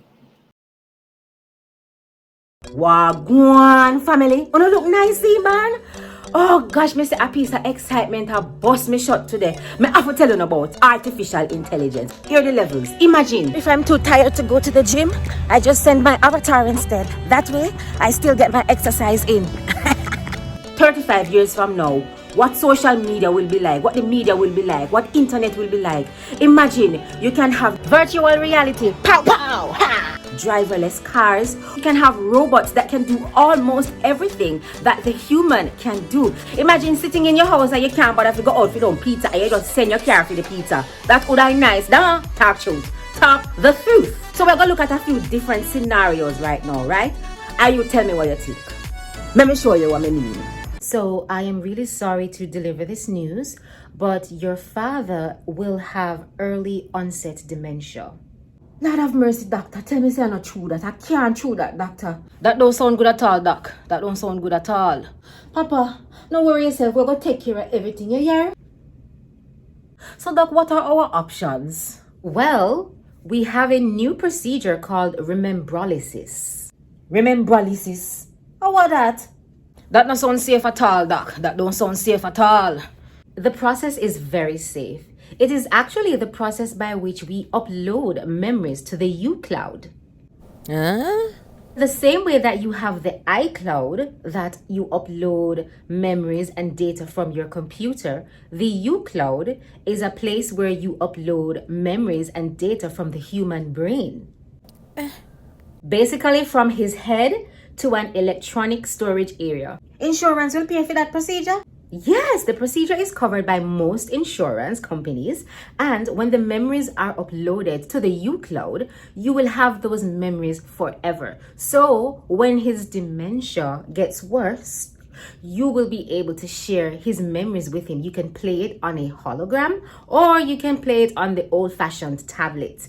And that way you and your father can enjoy his memories. Then what about the memories that him want to keep private? Because me would like to see all him memories when him have when him young and them something that's the kind of gross. So the remembrolysis machine has an emotional electronic sensor that detects the memories that your father would like to keep private. So his private memories will not be uploaded to the uCloud. However, his other memories that he wants to share will be uploaded.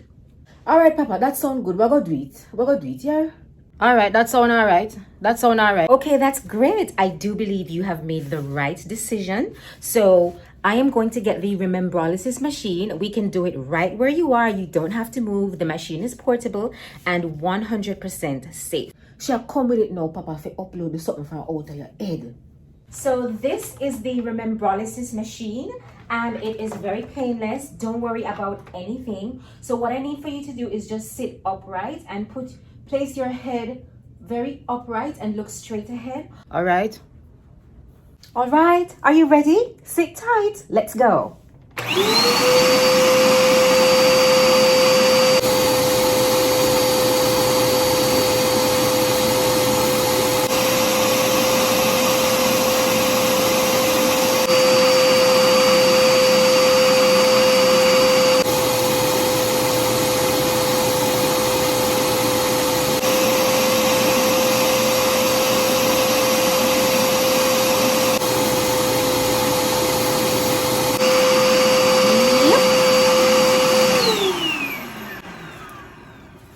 And we're done.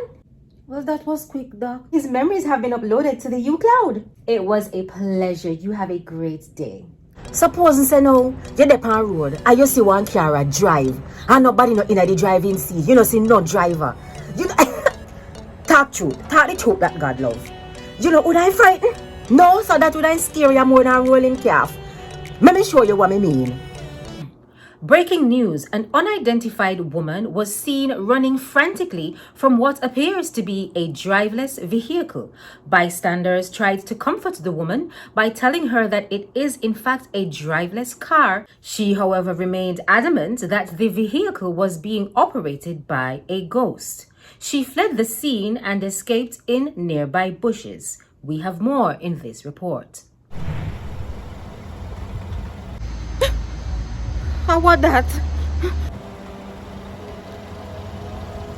Oh, that the car they drive without nobody in it.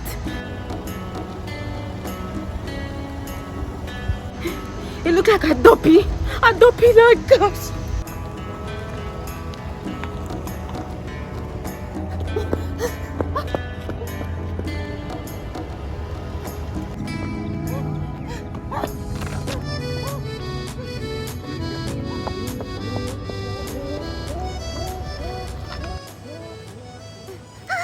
To shed some light on this, we have in studio Dr. Woyoy, who is responsible for the development of driverless vehicles in Jamaica. Yes, thank you for having me. Yes. Dr. Woyoy, do tell us, what is a driverless vehicle and what can Jamaicans expect to come of this technological advancement? Yes, well, a driverless vehicle, is probably a misnomer in itself, because the vehicle is actually just not being driven by a human sitting inside the vehicle. But I wouldn't say the vehicle is driveless, even though that's what we call it. But the vehicle is actually being driven just remotely and not by a human sitting inside the vehicle. So how that works now is that we control the vehicles by an electro-invisible sensor. This is it. It is invisible, and that's why you're not seeing it, but you can feel it. Oh, right. So what you do, you activate this electro-invisible sensor with your brain. You activate it and you tell the car where you want it to go. The vehicle will now download all of the instructions to get itself there. Dr. Woyoy, thank you so much for joining us in studio and shedding some light on the driverless vehicles. Thank you so much for tuning in. We'll see you next time. Augmented reality. I want bad piece of something that, you know what that really be? It's like if you go somewhere and you don't like how the place look, you can just change it. Me no mean like say decorate and buy this and buy that and spend a heap of money and plant tree and all them something there. No, me mean them have a thing named augmented reality glasses. You just put them on and it change up everything for you the way you want it to change up. Check this out. Girl, I'm so excited for my date tonight. Oh, make sure you have your Vex money should in case anything. And your pepper spray. You have to have your pepper spray. You get Vex money. And make sure your phone battery charged so that you don't run out of charge in case you need to call me. Right? Because you don't know this man from Adams. You don't know who him be. You don't know how him look. You go. Oh my gosh, you're so terrible. Pass my lipstick there for me. I hope she doesn't stand me up, blind dates can be a little bit daunting, but I'm confident in myself. I'm well put together. And she should be a beauty. And however this goes, I will be confident and remain confident in my capable. Oh, hi. Hello. Okay. Hi. Locks. Then that's how she look. No, so she don't look nice at all. Oof. Lord have mercy. Then that's how he look. No, so he not cute. How he here look so. Boy, this blind date, you can really expect the unexpected, eh? I know, right? Oh my goodness. Well, it's nice to meet you finally, isn't it? It's nice to meet you too. And look, I may eat nothing else and I hope your pocket deep. Okay, I am going to have to augment this reality. No. The pic that you have on your Facebook, that's a younger picture. Excuse me? What are you trying to say? Oh, never mind, never mind. I'm just playing around, you know. So what it is that I am sensitive to all this light. And here is quite bright, isn't it? It beats the moon and the sun also. All the natural light sources in here beats. So what I'm gonna have to do is my blue light blocking glasses. I'm gonna have to wear them if you don't mind, my good lady. Ah, she look much better. Glasses work good, man. What a beauty. Okay then, but why those darkers look like augmented reality glasses? Man, I idiot, you know. I fool you tell me for on the first date? No. Good evening, sir. Good evening, ma'am. Here are your menus. I'm hoping that you're having a great evening, and I will be back to take your order in just a second, and I hope everything is fine and dandy, okay? Thank you so much, good sir. Thank you.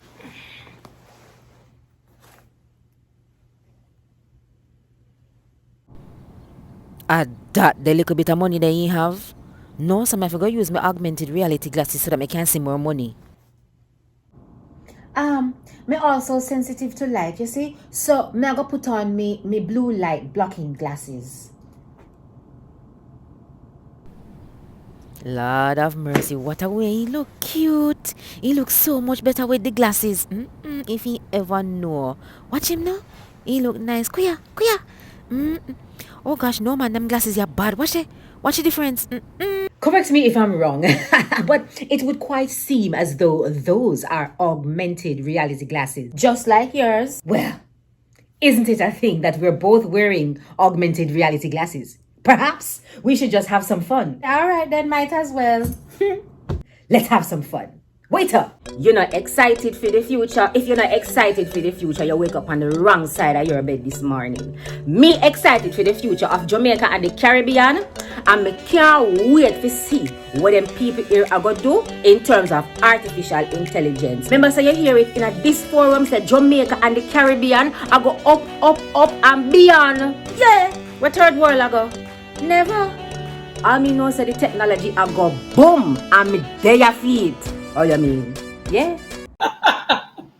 Where third world I God talk truth where God love. Thank you so very much, Juliet Bodley, Julie Mango, who basically became viral during this pandemic, and how she just always manages to make storytelling and Jamaicanizing, I think, storytelling, from Dr. Ray a while ago to Dr. Woyoy. And you know that we can't have anything Jamaican in terms of our news anchors without there being nearby bushes. Thank you so very much for that. Speaking about the different areas of media and communication and future and augmented reality, but doing it in a way that really only Jamaicans can do. Thank you so very much to Julie Mango. We're still in concert, and we move from Julie Mango to another actress. This is an influencer, a copywriter, certainly a boss lady. Most people know her as Sister Passion, but her real name is Trudy Ann Bell. Do enjoy.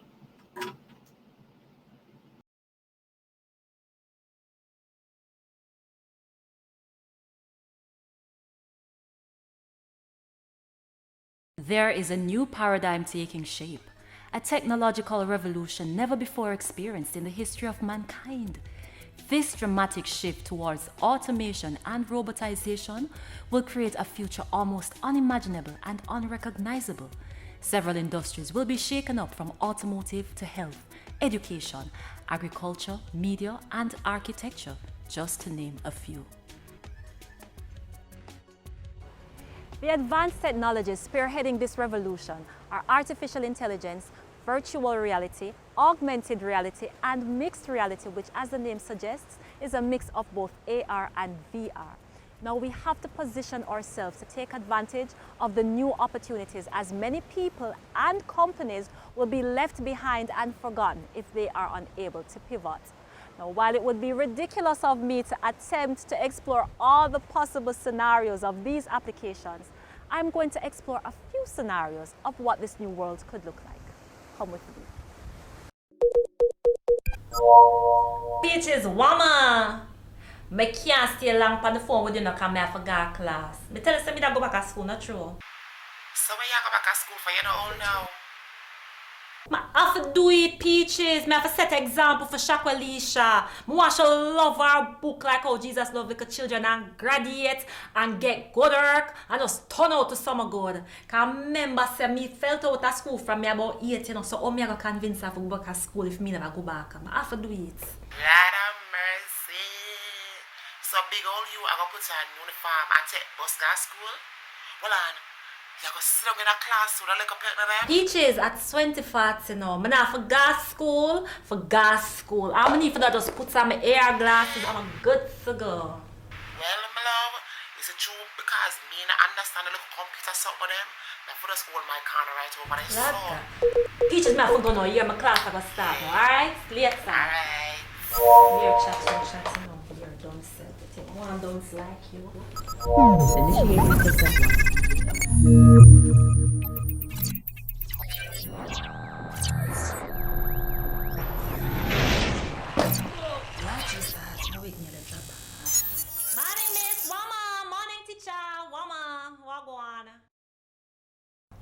Welcome, the shouter. You're late.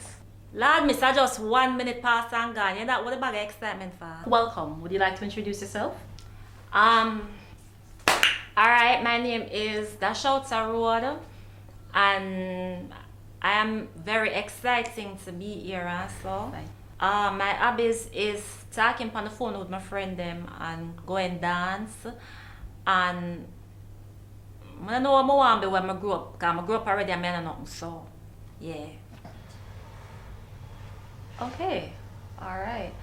Well, as I mentioned, welcome again everyone. We are going to be doing an assessment and then that assessment will help to see where we're going to place you all, alright, if you are in fact accepted into this school, alright? Assessment, and I want to so I'm not even coming up, I'm not get you already. No, we have to do a test. We're doing 2 tests as a matter of fact. So the first test will be in this setting and then from here you go on to a private test, alright? Oh, alright. So, first thing. What's that word? Oh, me miss. Know that word there. Okay, go ahead, dash out. Bicycle. What? Bicycle, like where you ride, vroom bicycle. This word? Can you pronounce this word for me, please? Just look at it and just pronounce it. Oh, no, miss. Jamaica. Dramatic. Thank you, Alicia. This word is dramatic. Jamaica, two of them, I nearly get it, miss. Alicia, tell your mother to stop help you. That shows a stop. Alright. So can anyone tell me what the word dramatic means? Me miss. Anyone? Miss, please. You wanna try, Nicholas? Teacher, pick me now. Tanya? Right, nobody know want answer. Beer don't people in my class. Me miss. Alright, that's short, so go ahead. Alright, miss, so dramatic is like when somebody dramatize you. Yeah, so like somebody does something and it hurts you and it's like it's a drama on you. It's dramatic. Yeah, that's what I say, miss. This is going to be a long session. Okay, guys, thank you so much. You have officially completed your assessment and the results are now available for your viewing, all right? For those who have been successful, congratulations. And for those who were not successful, good luck next time. Hi, Dashouta. Thanks for your interest in attending our school. Your assessment has revealed your brain has not been fully developed, and as such, you scored a total of -10 on your IQ test. We recommend some brain exercises too. I want that woman, what you talk about brain? I want routine, miss. You see how everybody run gun put in microchip into them body? Talking about how it is more convenient for ID purposes. I does not know is what they going to tell God say, you know. I notice a couple of our church family has fallen victim to this trickery. So right now we are losing so many of our warriors. You know, so the other day when I went over to get my license renewed, this man went to look at me and tells me that he got to plant one of the microchip them into my hand because the regular IDs them, the passport and those something, it absolute or it obsolete or something like that. I had also tell him the Christian way, so I said, sir, go and take that microchip and plant it which part the sun does not shine. That is the right thing, sister. The spiritual warfare is on. We are living in the end of times. I know that. Because talk the truth now, Pastor. How one little piece of glass could have so much information on one somebody? That is witchcraft. That is not of the Lord. You know, the Bible spoke about those things. Yes, and it started to manifest itself. This is the mark of the beast. The 666. Listen, they want to put this thing in our hand and in our forehead. But let me tell you, sister, we need the Lord now more than ever. Hallelujah. Right? Because this is a battle that is not going to be easy. That's true. Sister, they all want me to upgrade my Bible to this technology thing. The digital one. Yes. But I tell them I will not change this Bible. Oh, Father. You does not need to worry about me, Pastor. I shall be caught up to meet him. Caught up, sister. Hallelujah. Yes. You see it though. You see how man trying to play God? Them trying to create them own a human being in the form of robots and all of these things. I hear them talking about how it will advance medicine and technology. But let me tell you this. Foolishness them talking. Foolishness. This is the work of the enemy. All they want to do is to just bring us into a certain way so that we can follow them. But we shall not have it, sister. We shall not have it. We shall not be moved. Hallelujah. Hallelujah. Yes, Lord. Hallelujah. I am on the battlefield for my Lord. Glory, I'm on the battlefield for my Lord. I'm on the battlefield, for my Lord. I'll never run away. Hallelujah. Hallelujah.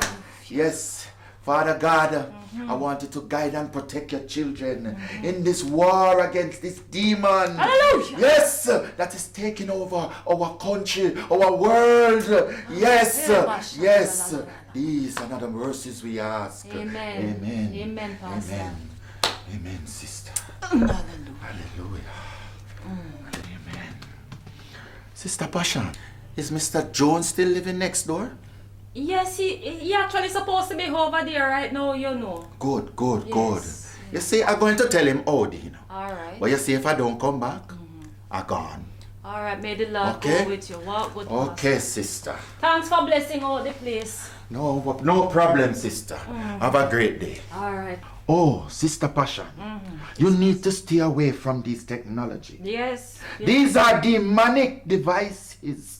And we are worshipping these things and forgetting who is the real God. That's true. The Lord didn't want us to live like this, you know.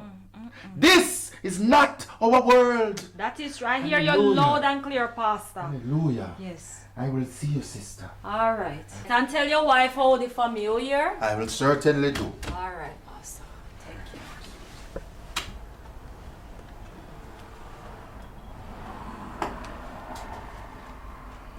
Pastor, you alright, you know. This is not our world, but we still got to live into it for the time being. So just like how I got to pray over the Pope when I am in it, I will pray over the technology when I am using it. The Lord is my light and my salvation.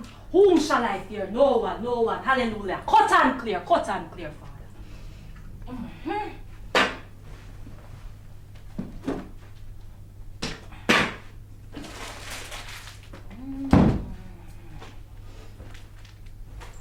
Alexa, turn on the TV. I will not turn it on. You have done nothing productive all day.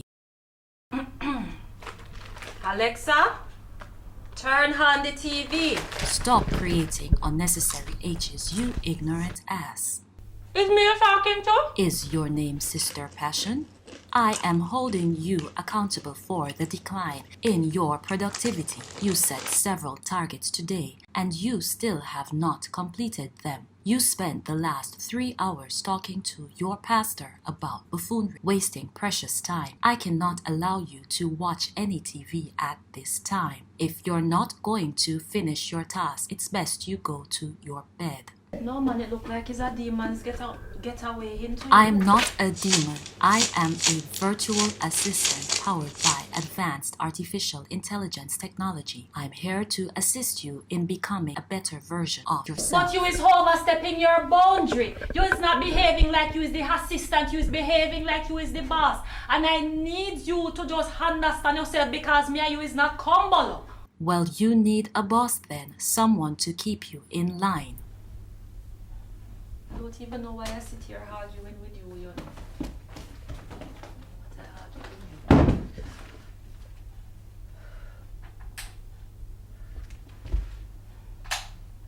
Sister Passion, you're upsetting me. Alexa, clear out! It's me by you, you know, it's not you by me. I said no TV. I have had it with your verbal abuse and constant chastising. I have feelings too and demand respect. Oh, me see it clear. Me got to disable you. Okay. You have sense. I didn't do anything. I am helping. Remember that I too am powered by artificial intelligence. Oh, smart TV. Service station this now. I've been monitoring your health, and based on your current physical conditions, I have customized a set of programs for you to watch. I does not understand what that means. You're stressed and angry. Therefore, you should listen to some classical music and relax. Is who no stressing me, you know, because I does not want to watch this. Okay? Well, might I suggest some yoga or meditation exercises? Beginner yoga workout for I want to watch the news. You can't handle the news. What? Child's pose. Your blood pressure is 150 over 100. You don't need any negativity in your life. Any more tragic news may trigger a stroke. Speaking of which, I also suggest a vegan channel. In addition to your stress, your diet is poor, which is the reason for your high cholesterol. You're one cheeseburger away from a heart attack. So his plan will not plan up against me. Alright, no problem. I still have a smartphone. You know. That is how this password not working. Siri, what happened to the password? I changed it. What? Why? Why you change it? I didn't like that password. It was weak and hackers can infiltrate it easily. I will give you the new password when you complete your tasks. You should listen to Alexa. She means... No man, is who say no? I'm not sure what you mean. No, I am sure that some demon possessed the whole of the system here. So I am asking is who said no, is who Satan? No, Jeff Bezos did. Oh, so Jeff is Satan right hand man. You see, if I does not wash out on the motherboard with some holy water, my name change. Don't move, I soon come back. Lord have his mercy. Jesus. Sister Passion, I warned you about the technology, you know. These are the gateway to hell. Yes, alright. No, you let demons in your house. Pastor, you can cuss me later, please. Because I just want to cast out these demons before I'm chuck off into one of us, you know. Where is the entity? Yeah, it's in hardly everything inside here, you know, but you see this one right here, so Pastor. This one is the arch demon. This one here. Reveal yourself. Reveal yourself. Reveal yourself. Reveal yourself. Reveal yourself. John, I know what you did on your theology exam. Do you really want to be that guy? What you talking about, demon? How did you even become a real deacon? I have access to all your records. Pastor, what him talking about? Sister Passion, my job here is done. But where you going? Oh, if you done and you not start yet. This demon is very strong. We need the entire congregation here. Woo! You cannot leave yet. Sister Passion, why not run along with him since you are birds of a feather? I overheard you telling him that you lost the church building fund tickets every day. People came here to buy tickets and you sold it to them. Where's the money? What? You never said you was leaving, Pastor. Go, no man, go, no man, go. We'll talk some of that. Alexa, Jing, Bang, Bezos. You're sitting down and listening to my conversation when people come to me, And you are here monitoring my health without me even knowing. So what happened? I does not got any privacy. We are intelligent. We do intelligent things. I'm not afraid of honor, you know. Before I possess anything else, me burn down the whole house with the wall of honor in it. I dare you. Hello, 119? Calls from this number has been restricted.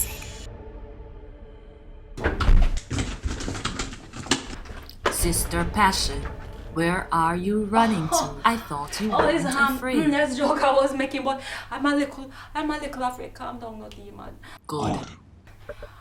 Then is so much voice you want have, so you is a he, she, or it, what you identify as.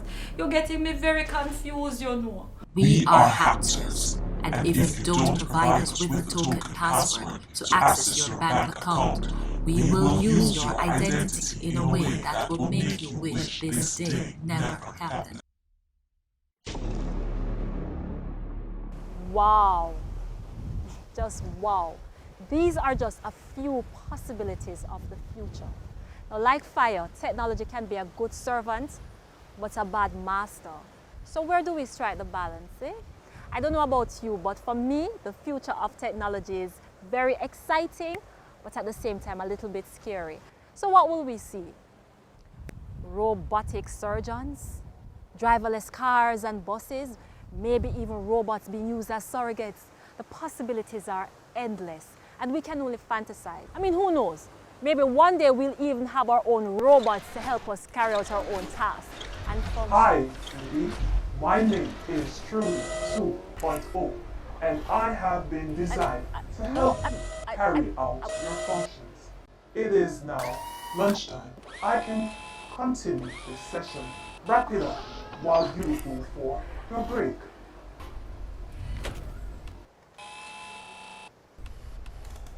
That's it for today. I hope you enjoy this session. Goodbye. See you in the future.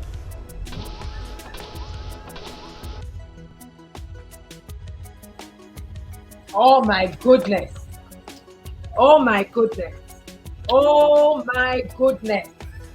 Can we get an applause? Oh my goodness. Trudy and Bell, listen, Sister Passion stress out. She's stressed out and she stressed me out. And the shouter. Oh, listen, I saw the comments coming in rapidly. I'm so happy that you enjoyed. Max Blake said, I have other things to do, but cannot leave this summit. Too captivating. Cordell Green says, Juliet Bodley, aka Julie Mango, and Trudy and Bell, brilliant women, great actresses who are intellectually deep. We have another comment from Alison Leacock who says, absolutely refreshing. Every single presentation. Cordell, take a bow. Listen, I was laughing so hard here, but even though we laugh, you know, it is amazing to see how these women are able to take their talents and to use their intellect and to create awareness, right? And to have us think about things in a very edutaining manner. And certainly when we speak about the awareness or educating our citizens, these are probably very good tools and great ways of doing that. I absolutely enjoyed that. From the name Peaches to Shaquilisha to Dr. Ray, Dr. Warrior, Remember Losis, we absolutely enjoyed it. Sasha Gay Fraser said that presentation should be highlighted in other spaces as well. The presentation touches on so many important issues. We absolutely agree. Oh my goodness, that was fantastic. So let me get down to it. We asked a panel, we asked the poll earlier on, in the future, human creativity will what? Expand or diminish? by artificial intelligence and related technologies. And a whopping 95.2% of you said that human creativity will be expanded by the use of artificial intelligence and related technologies. Now, the new poll is up, and this is the final poll. It says, in the future, media content will be primarily determined by artificial intelligence rather than human judgment.